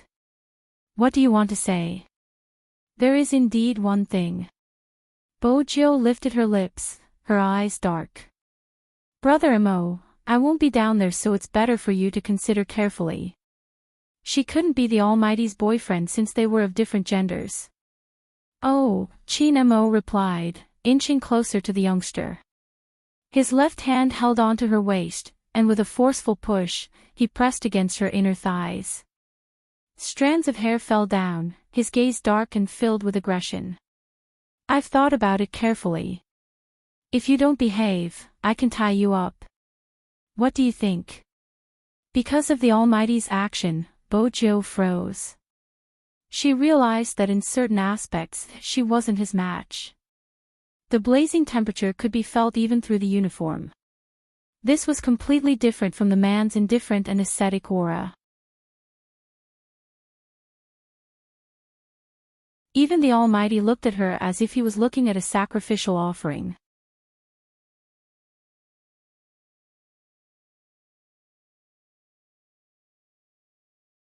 Chapter 696.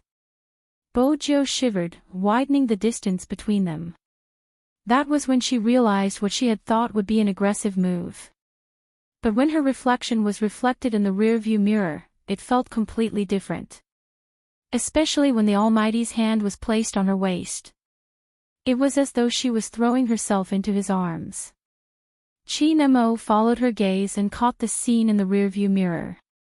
He smiled. If it's this position, you can be on top in the future since your waist is so soft. Bojo wasn't used to this topic. She inhaled deeply, her gaze clear. Brother Mo, I'm really straight and will always be so. There's nothing permanent in this world. Mo's gaze deepened. You don't have to give me an answer now. Bojo looked at him. But I'm not suitable to be your boyfriend. I said you don't have to give me an answer now. Mo turned, opening the door for the youngster. His handsome face was a little blurry. We'll talk after the revival match. Bojo thought about it, that was the only way. She alighted the car and entered the villa. The black Hummer slowly disappeared from her sight. It was still a mess. The Almighty had tried to turn her gay. Turn her gay. She was a girl. How? Bojo threw herself onto the bed. She was tired and her stomach felt stuffy. But she couldn't sleep. Indeed, she couldn't sleep. Probably because she wasn't used to it. After taking care of Princess for a few days, she suddenly felt empty. But Bojo knew that wasn't the main reason.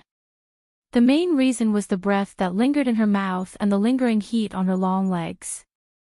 That was the main reason. Her heartbeat hadn't recovered. It seemed as though she could only close her eyes. The image of that handsome and abstinent face, as well as his aura when he approached her, seemed to be able to seep into her every cell. Bojo sat up, her silver hair falling down, revealing her perfect side profile. The Almighty was gay. But how was she going to tell the Almighty? She wasn't even a boy. In the past, Bojo hadn't thought about it. But now that she thought about it, the Almighty had always been repulsed by girls. He was indeed gay. Besides, the Almighty had a cat. Didn't someone say that before? At least 8 out of 10 men with cats are gay. This situation was really. Bojo reached out to caress her hair. What if she told the Almighty her secret? If she was a girl, the Almighty would probably kill her. Perhaps he could try cross-dressing in front of the Almighty. He had to influence them subtly first. It would be better to drag it out until after the competition. The Almighty liked her in men's clothing. But she knew very well that she was not a boy. The twilight outside the window dyed the earth red bit by bit. Vaguely, the temperature dropped. Deputy Zhang, who was in the car, didn't dare to turn around to look at his young master's expression. But listening to those words just now, young master's confession seemed to have failed. Adjutant Zhang knew very well that ever since he was young, he had always been able to get whatever he wanted easily. This time, Deputy Zhang glanced at the rearview mirror. Only then did she realize that Qin Mo's posture hadn't changed since the beginning. His black fringe fell down, covering his eyes. No one could see his expression. Desolate.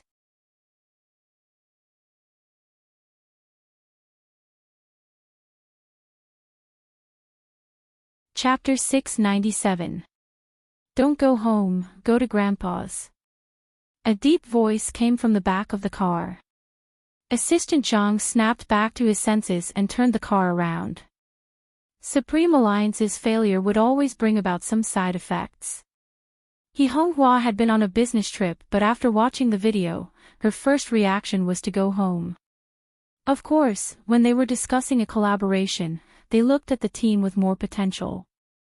The moment she saw the results, she apologized to He Honghua and chose Fu Zhongyi. At that moment, He Honghua's heart had been gripped by the youngster in the video. Without further discussion, she had brought her team back to Jiang City. Losses were unavoidable. To everyone, the word loss was not something that could be easily forgotten. Even when she closed her eyes, she was still staring at her wrist. She still wasn't strong enough. At the Feng residence, Feng Yi was still on the phone. Fortunately, that person's return had diverted the media's attention to a certain extent. Many of the fans were in low spirits. Even the Supreme Alliance members were the same. Lin Yun's family was very close. It was so close that Lin Feng arched a brow when he saw the figure sitting in front of the computer after his shower. He didn't use the main door. Instead, he opened the window and followed the railing to the balcony before knocking on that person's window. Yunhu placed the documents in his hands down and walked over, pulling the floor-to-ceiling window open. Aren't you afraid of the cold? Why wouldn't I be? I'm freezing to death. Lin Feng supported himself with his arms and jumped up. Hurry, towel, my hair is still wet. Yunhu watched him. The collar of his t-shirt was pulled wide, the water from his black hair dripping onto it, making him look even fairer. Yunhu's eyes dimmed, tossing a towel over. Unfortunately, a certain someone didn't understand the principle of keeping a distance between men. He wiped his hair roughly and laid on the bed, looking extremely playful. I'll sleep here tonight. Yoon-hoo crossed his arms.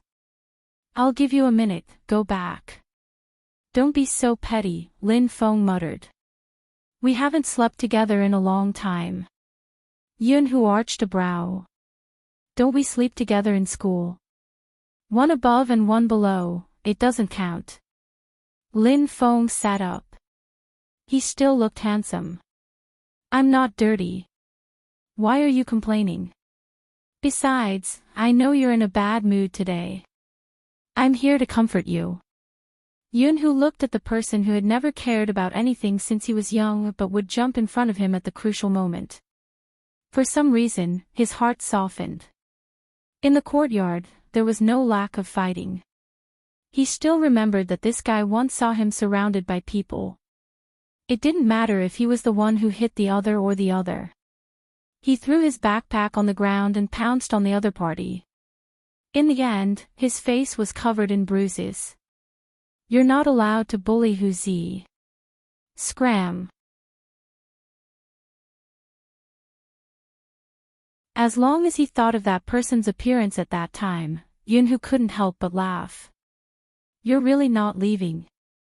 Lin Feng was very determined. I'm not leaving. Sure. Yoon-hoo turned his handsome face over. You should know that I can't control myself when I'm asleep. Lin Feng thought for a moment and asked in a low voice, you still haven't gotten rid of your habit of having wet dreams the moment you fall asleep? Yoon-hoo glanced at the man, his gaze deep. He won't recover. As long as this guy slept beside him, it wouldn't get better. This matter had to start from when they were 16 years old. That day, Yoon-hoo was obviously drunk and couldn't control himself when he attacked a certain someone. Yoon-hoo could still remember the expression on that person's face at that time. It was just a light kiss and his entire body had stiffened like a dumpling. He had looked at him as though he was looking at bacteria. That gaze was still fresh in his memory. He was afraid of the estrangement when he woke up the next day. The moment he opened his eyes, Yoon-hoo asked calmly, did I do anything yesterday? That person glared. You don't remember. I remember, I had a dream.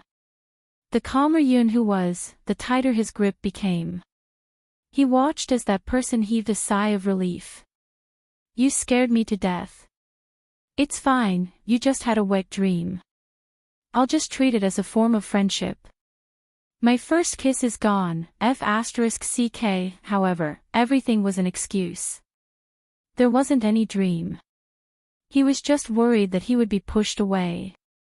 Ever since that day, Yoon-hoo understood where his tolerance was.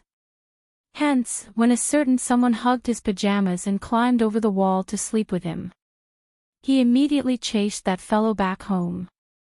Why aren't we sleeping together? That fellow had been asking him this question for an entire week. But very quickly, they were living in the same dormitory with different beds. I asked my mom to pull some strings. Why did you have to do so well in your exams? I crammed for a month before I managed to catch up. Now that we're in the same dormitory, let's celebrate. Shall we go overnight?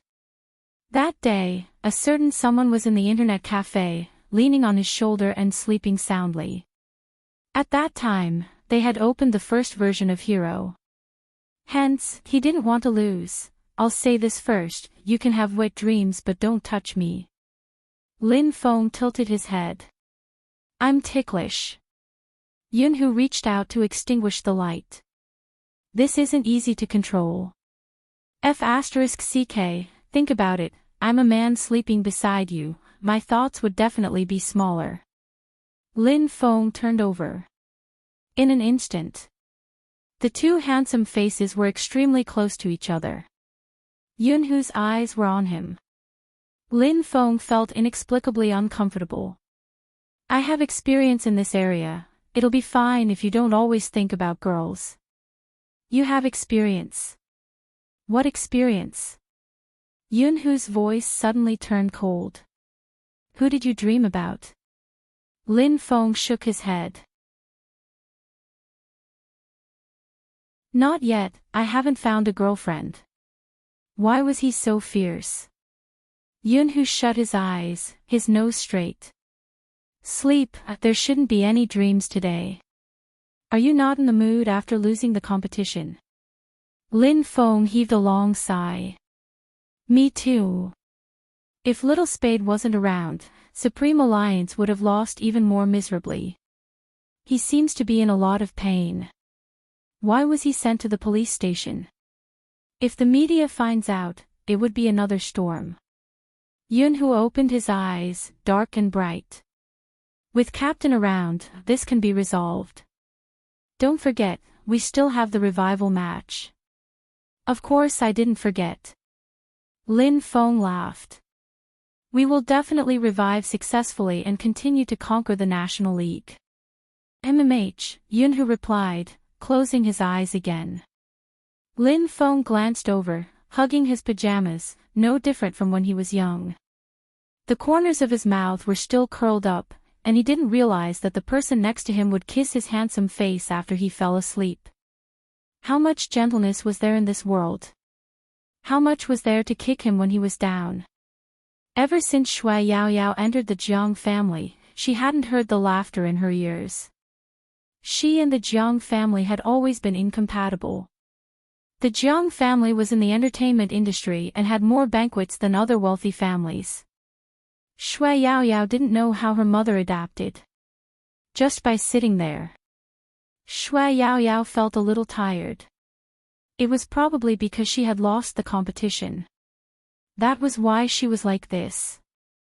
Now, the moment she closed her eyes, the image of the youngster's left hand with a bloody wound appeared in her mind, 1 against 2.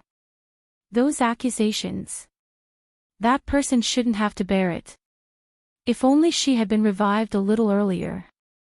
If she had revived earlier, the outcome would have been different. She knew that when she entered this industry, she was prepared to be loved and scolded. But she didn't understand. What was wrong with the youngster who had worked so hard and had never lost? Shui Yaoyao lowered her eyes and put something in her mouth, her mind clearly not on this. But there were also people who Han Susu knew. They chuckled softly. It's just a competition, it's fine if you lost. Why are you so pathetic? Cinderella has woken up from her dream, her only way out is gone, how can she not be pathetic? You don't know, the loser young Master Fu who argued with us because of this person was splashed with coke by his fans. He is so unpopular, how can he be the vice captain? It doesn't make sense for such a person to be the vice captain. Stop talking, be careful, or Yao Yao will flip out. The few of them laughed as they talked. They were like this because they knew that the fatty wouldn't do anything in such an occasion. However, it was obvious that they were wrong this time. Under everyone's gaze, Shui Yaoyao placed her tray down, walking towards the person who was closest to Han Susu. Her voice wasn't loud, but it was loud enough for everyone to hear. People like you don't understand how good that person is. Since you don't understand games, please shut up. The person paused, seemingly angered by Shui Yaoyao's actions. He opened his mouth. What is this? She really flipped out. I think a young miss like you should learn from a young age, don't gossip about others behind their backs. Supreme Alliance's win or loss has nothing to do with you, my Jiu situation has nothing to do with you. When Shui Yaoyao said this, she obviously didn't care about the things she shouldn't say or the things that would put her mother in a difficult position. Because she couldn't protect that person in the competition, she had seen with her own eyes that the youngster had shouldered everything with a pale face. Outside the competition, she didn't want to hear anyone slandering the youngster. Jiang Zue had been standing at the side, his hand still holding a glass of wine. When he heard Shui Yaoyao's words, he paused, his gaze empty. Mother Shui hurried over, pulling Shui Yaoyao to the side. I want to move out. Shui Yaoyao looked at Mama Shui. Mom, this place isn't suitable for me. I know that Uncle Jiang brought me here because he wants our family to be harmonious. If reporters find out that I'm living outside, they'll definitely write some nasty things. This time, I won't tell anyone. Mother Xue paused. She was experienced and had suffered. Yao Yao, this is the first time I'm hearing you say no, isn't it important? The person you defended just now. Xue Yao Yao wanted to tell Mother Xue that he was the person who had allowed her to return to school, but she had promised the youngster not to say anything. Mother Xue laughed. Someone you like. Xue Yao Yao blushed. This was a huge misunderstanding. She wanted to explain. Mother Xue fished out a stack of money, stuffing it into Xue Yao Yao's hands. You can move out, take this money. Mom, I. Before Xue Yao Yao could finish her sentence, Mother Xue cut her off. Mother Xue cut her off. It's not the Jiang family's money, it's the money from the previous stall. You've grown up, don't think that I don't know about you running every day to lose weight. I'm living quite well with the Jiang family now, and your Uncle Jiang treats me very well. You don't have to worry about me here, just buy whatever you need to buy. I've watched the video of your competition, my daughter looks really beautiful in the uniform. Mom. Xue Yao Yao couldn't help but reach out, hugging the warm person. Mother Xue patted her back. Do whatever you want while you're still young. I don't know anything, I used to think that gaming was useless, but after you lost yesterday, I realized that it wasn't just a game. It doesn't matter if you don't win the national championship, as long as you like it. Xue Yao Yao mumbled, afraid that she would cry. After keeping the money, she didn't cry, but her eyes were bright and clear. Even her back view when she left was tall and straight. Everyone was growing up. Growing up through failure. Only then would they become more indestructible. Outside the Jiang family's villa. Xue Yao Yao didn't expect to bump into Jiang Zhe, her brother in name, the moment she stepped out. She paused for a moment, wanting to walk around him. But she didn't expect to be grabbed by the wrist. He pulled her back harshly. You want to move out so badly. Jiang Zhe's voice was low, and it sounded heavy when one listened carefully. Xue Yao Yao glanced over. You don't want to see me either, just move out. Is it because I don't want to see you, or because of Fuzhou? Jiang Zhe stared at her and suddenly laughed. He let go of her hand, stuffing one hand into his pocket, and said with the smell of alcohol, How much do you know about that person? You've become so bold, that person will never like you. Stop dreaming, listen to your brother, wash up and go to bed, understand? Xue Yao Yao smiled too. Everyone is telling me to stop dreaming. You're so fat, so you should be like this. I used to think so too in the past, but things changed. I met that person, so why can't I dream too? Because I'm poor, because I'm fat. Maybe I won't be like those girls you know. When they like you, they spend so much money on everyone and let everyone confess to you. I can't do that, because I'm not dreaming. I'm very sure that one day I'll become the person I want to be. When I meet the person I like again, I'll still do it the same way as before. I'll accompany and familiarize myself with him. Confessing is a person's business. I won't let anyone else do it for me. If he doesn't accept it, then forget it. I can't just wash and sleep. Jiang Zhe's hand in his pocket shook. He looked at the back of the figure that he thought would never leave before him. He clenched his fists tightly, so tightly that even his eyes were filled with coldness. Unknowingly, some things had gotten out of his control. Was this what she meant by like? Didn't she like him? Bang! Jiang Zhe raised his hand and punched the wall at the side. When the chauffeur rushed over, he saw this scene and called out hesitantly. Young master. Jiang Zhe tugged the tie on his suit and used it to wipe the blood on the back of his hand. He lowered his eyes and said in a low voice, "Send Miss out and see where she stays." "Yes." The chauffeur didn't dare to hesitate. He started the car and drove down the slope. When he saw Shui Yao Yao, he immediately stopped the car. "Miss, let me send you out, it's not safe at night." Shui Yao Yao didn't reject him. It wasn't easy to get a cab here, with the chauffeur sending her, it wouldn't be too cold. Just as she boarded the car, her phone rang. It was a voice message from Feng Shang, and he stuttered slightly. "Yao sister Yao Yao, where are you?" I am with a uncle, we met for the first time at the internet cafe, here, are you busy?" "No, come over if you're not busy, a uncle said there's a training session for you and me." Shui Yao Yao's eyes lit up, and she said, "I'll go over now." Come. Feng Shang pressed the phone. Train well, in the future, there won't be a need to be like today." Shui Yao Yao understood Feng Shang's feelings. Especially when the car passed by the huge square. There was an emotion that would become more obvious. At that time, she had never thought that she would become a professional player. But here, rose petals fell, the youngster held the uniform in her hands, smiling faintly as she handed their future to them. This time, it was time for them to work hard. The internet cafe was still bustling with business. Shui Yao Yao pushed the door open and walked in. Uncle Ian had a cigarette in his mouth, still looking decadent and handsome. "Hey, you're here, let's begin." Everything was the same as the first time they met.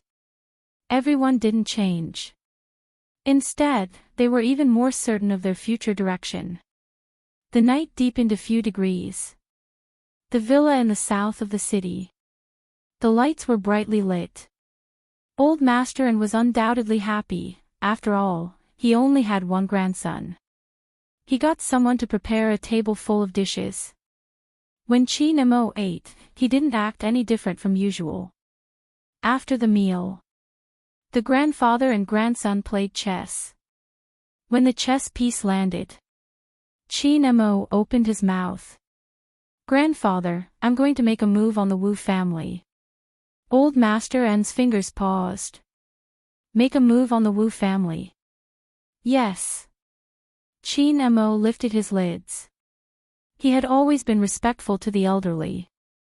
"I came to inform grandfather in advance. If there are no accidents, they will come to grandfather's place tomorrow. I don't want grandfather to hear any false rumors. I can tell grandfather first that no one is trying to sow discord. Wu Zhen's actions are enough for me to send her to court. My attitude won't change. I hope grandfather won't stop me when the time comes." Old Master looked at his grandson and let out a long sigh. "Wu Zhen likes you too much. I have never given her any response." Even in front of his grandfather, Qin Mo didn't have the slightest intention of backing down. "There is no love in this world that can be achieved by hurting the most important person to me. What I am doing now is a legitimate retaliation."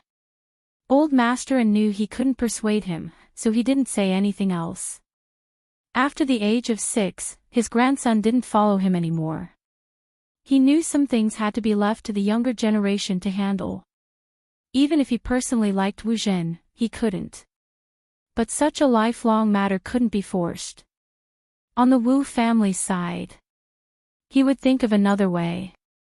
Old Master watched his grandson who was playing chess with him. "This child, other than being angered in America when you were young, you don't have any expressions at all when you grew up." Qin Mo glanced up. "When I was young." "When you were 5 or 6, have you forgotten?" Grandpa seemed to have thought of something funny. He stroked his beard and laughed. "At that time, you were often pressed under the girl in the next room. You couldn't even move.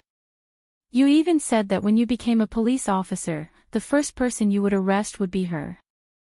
Qin Mo thought for a long time, but it was still a blur. Old Master and shook his head. It seems like you really forgot. When she left, you were sad for a long time. Sad. Him. Chin Mo didn't comment. Grandpa smiled and said, I just don't know where my old friend moved to. But the Bo family is so strange. They never stay in one place for a long time. Bo. Chin Mo paused because of the family name. Old Master arched a brow.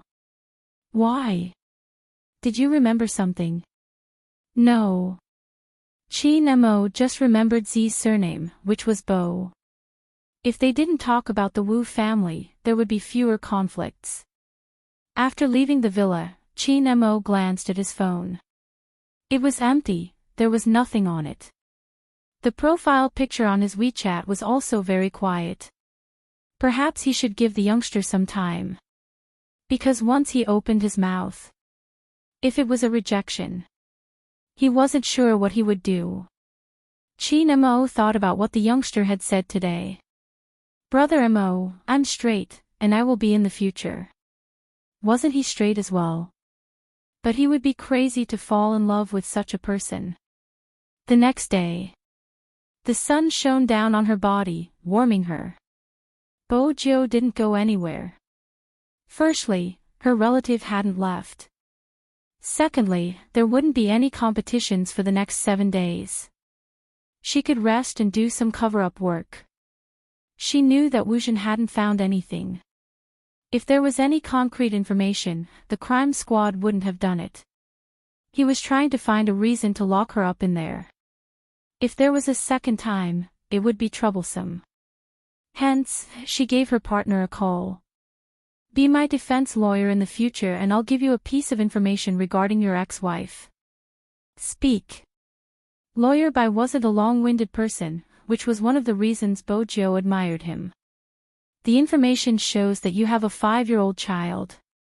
Thank you for informing me so early. That 5-year-old child is in my law firm now.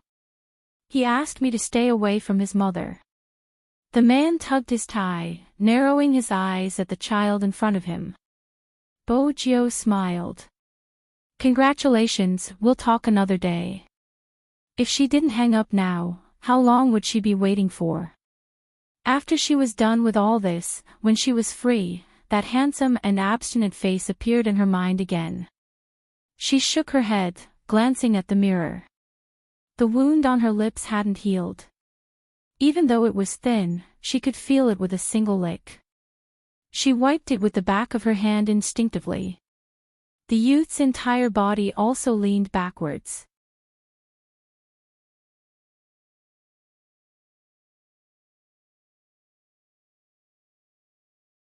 Chapter 698.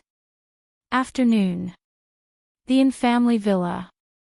It was just as Chin Mo had said. Old Master Wu appeared on time. But Old Master Wu was smart. It should be said that people of their age understood that before they did anything, they had to think it over. He didn't bring Wu Zhen, instead, he brought a box of good tea, saying that he wanted to chat with an old friend. Old Master Wu talked about many things. Most of them were experiences they had gone through when they were young. Old Master listened, nodding from time to time, a smile on his lips.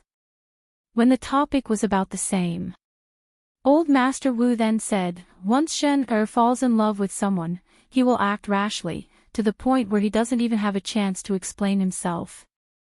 I've spoiled him, but you know Zhen character. Nothing had ever happened to these two juniors, but this time, Zhen had arrested one of his team members. That team member was probably a scheming person, and things had turned out this way. Olden, we've known each other for so many years, it's not worth it for a small team member. You've seen how Zhen treats Chin Mo, but there are some things that can't be helped.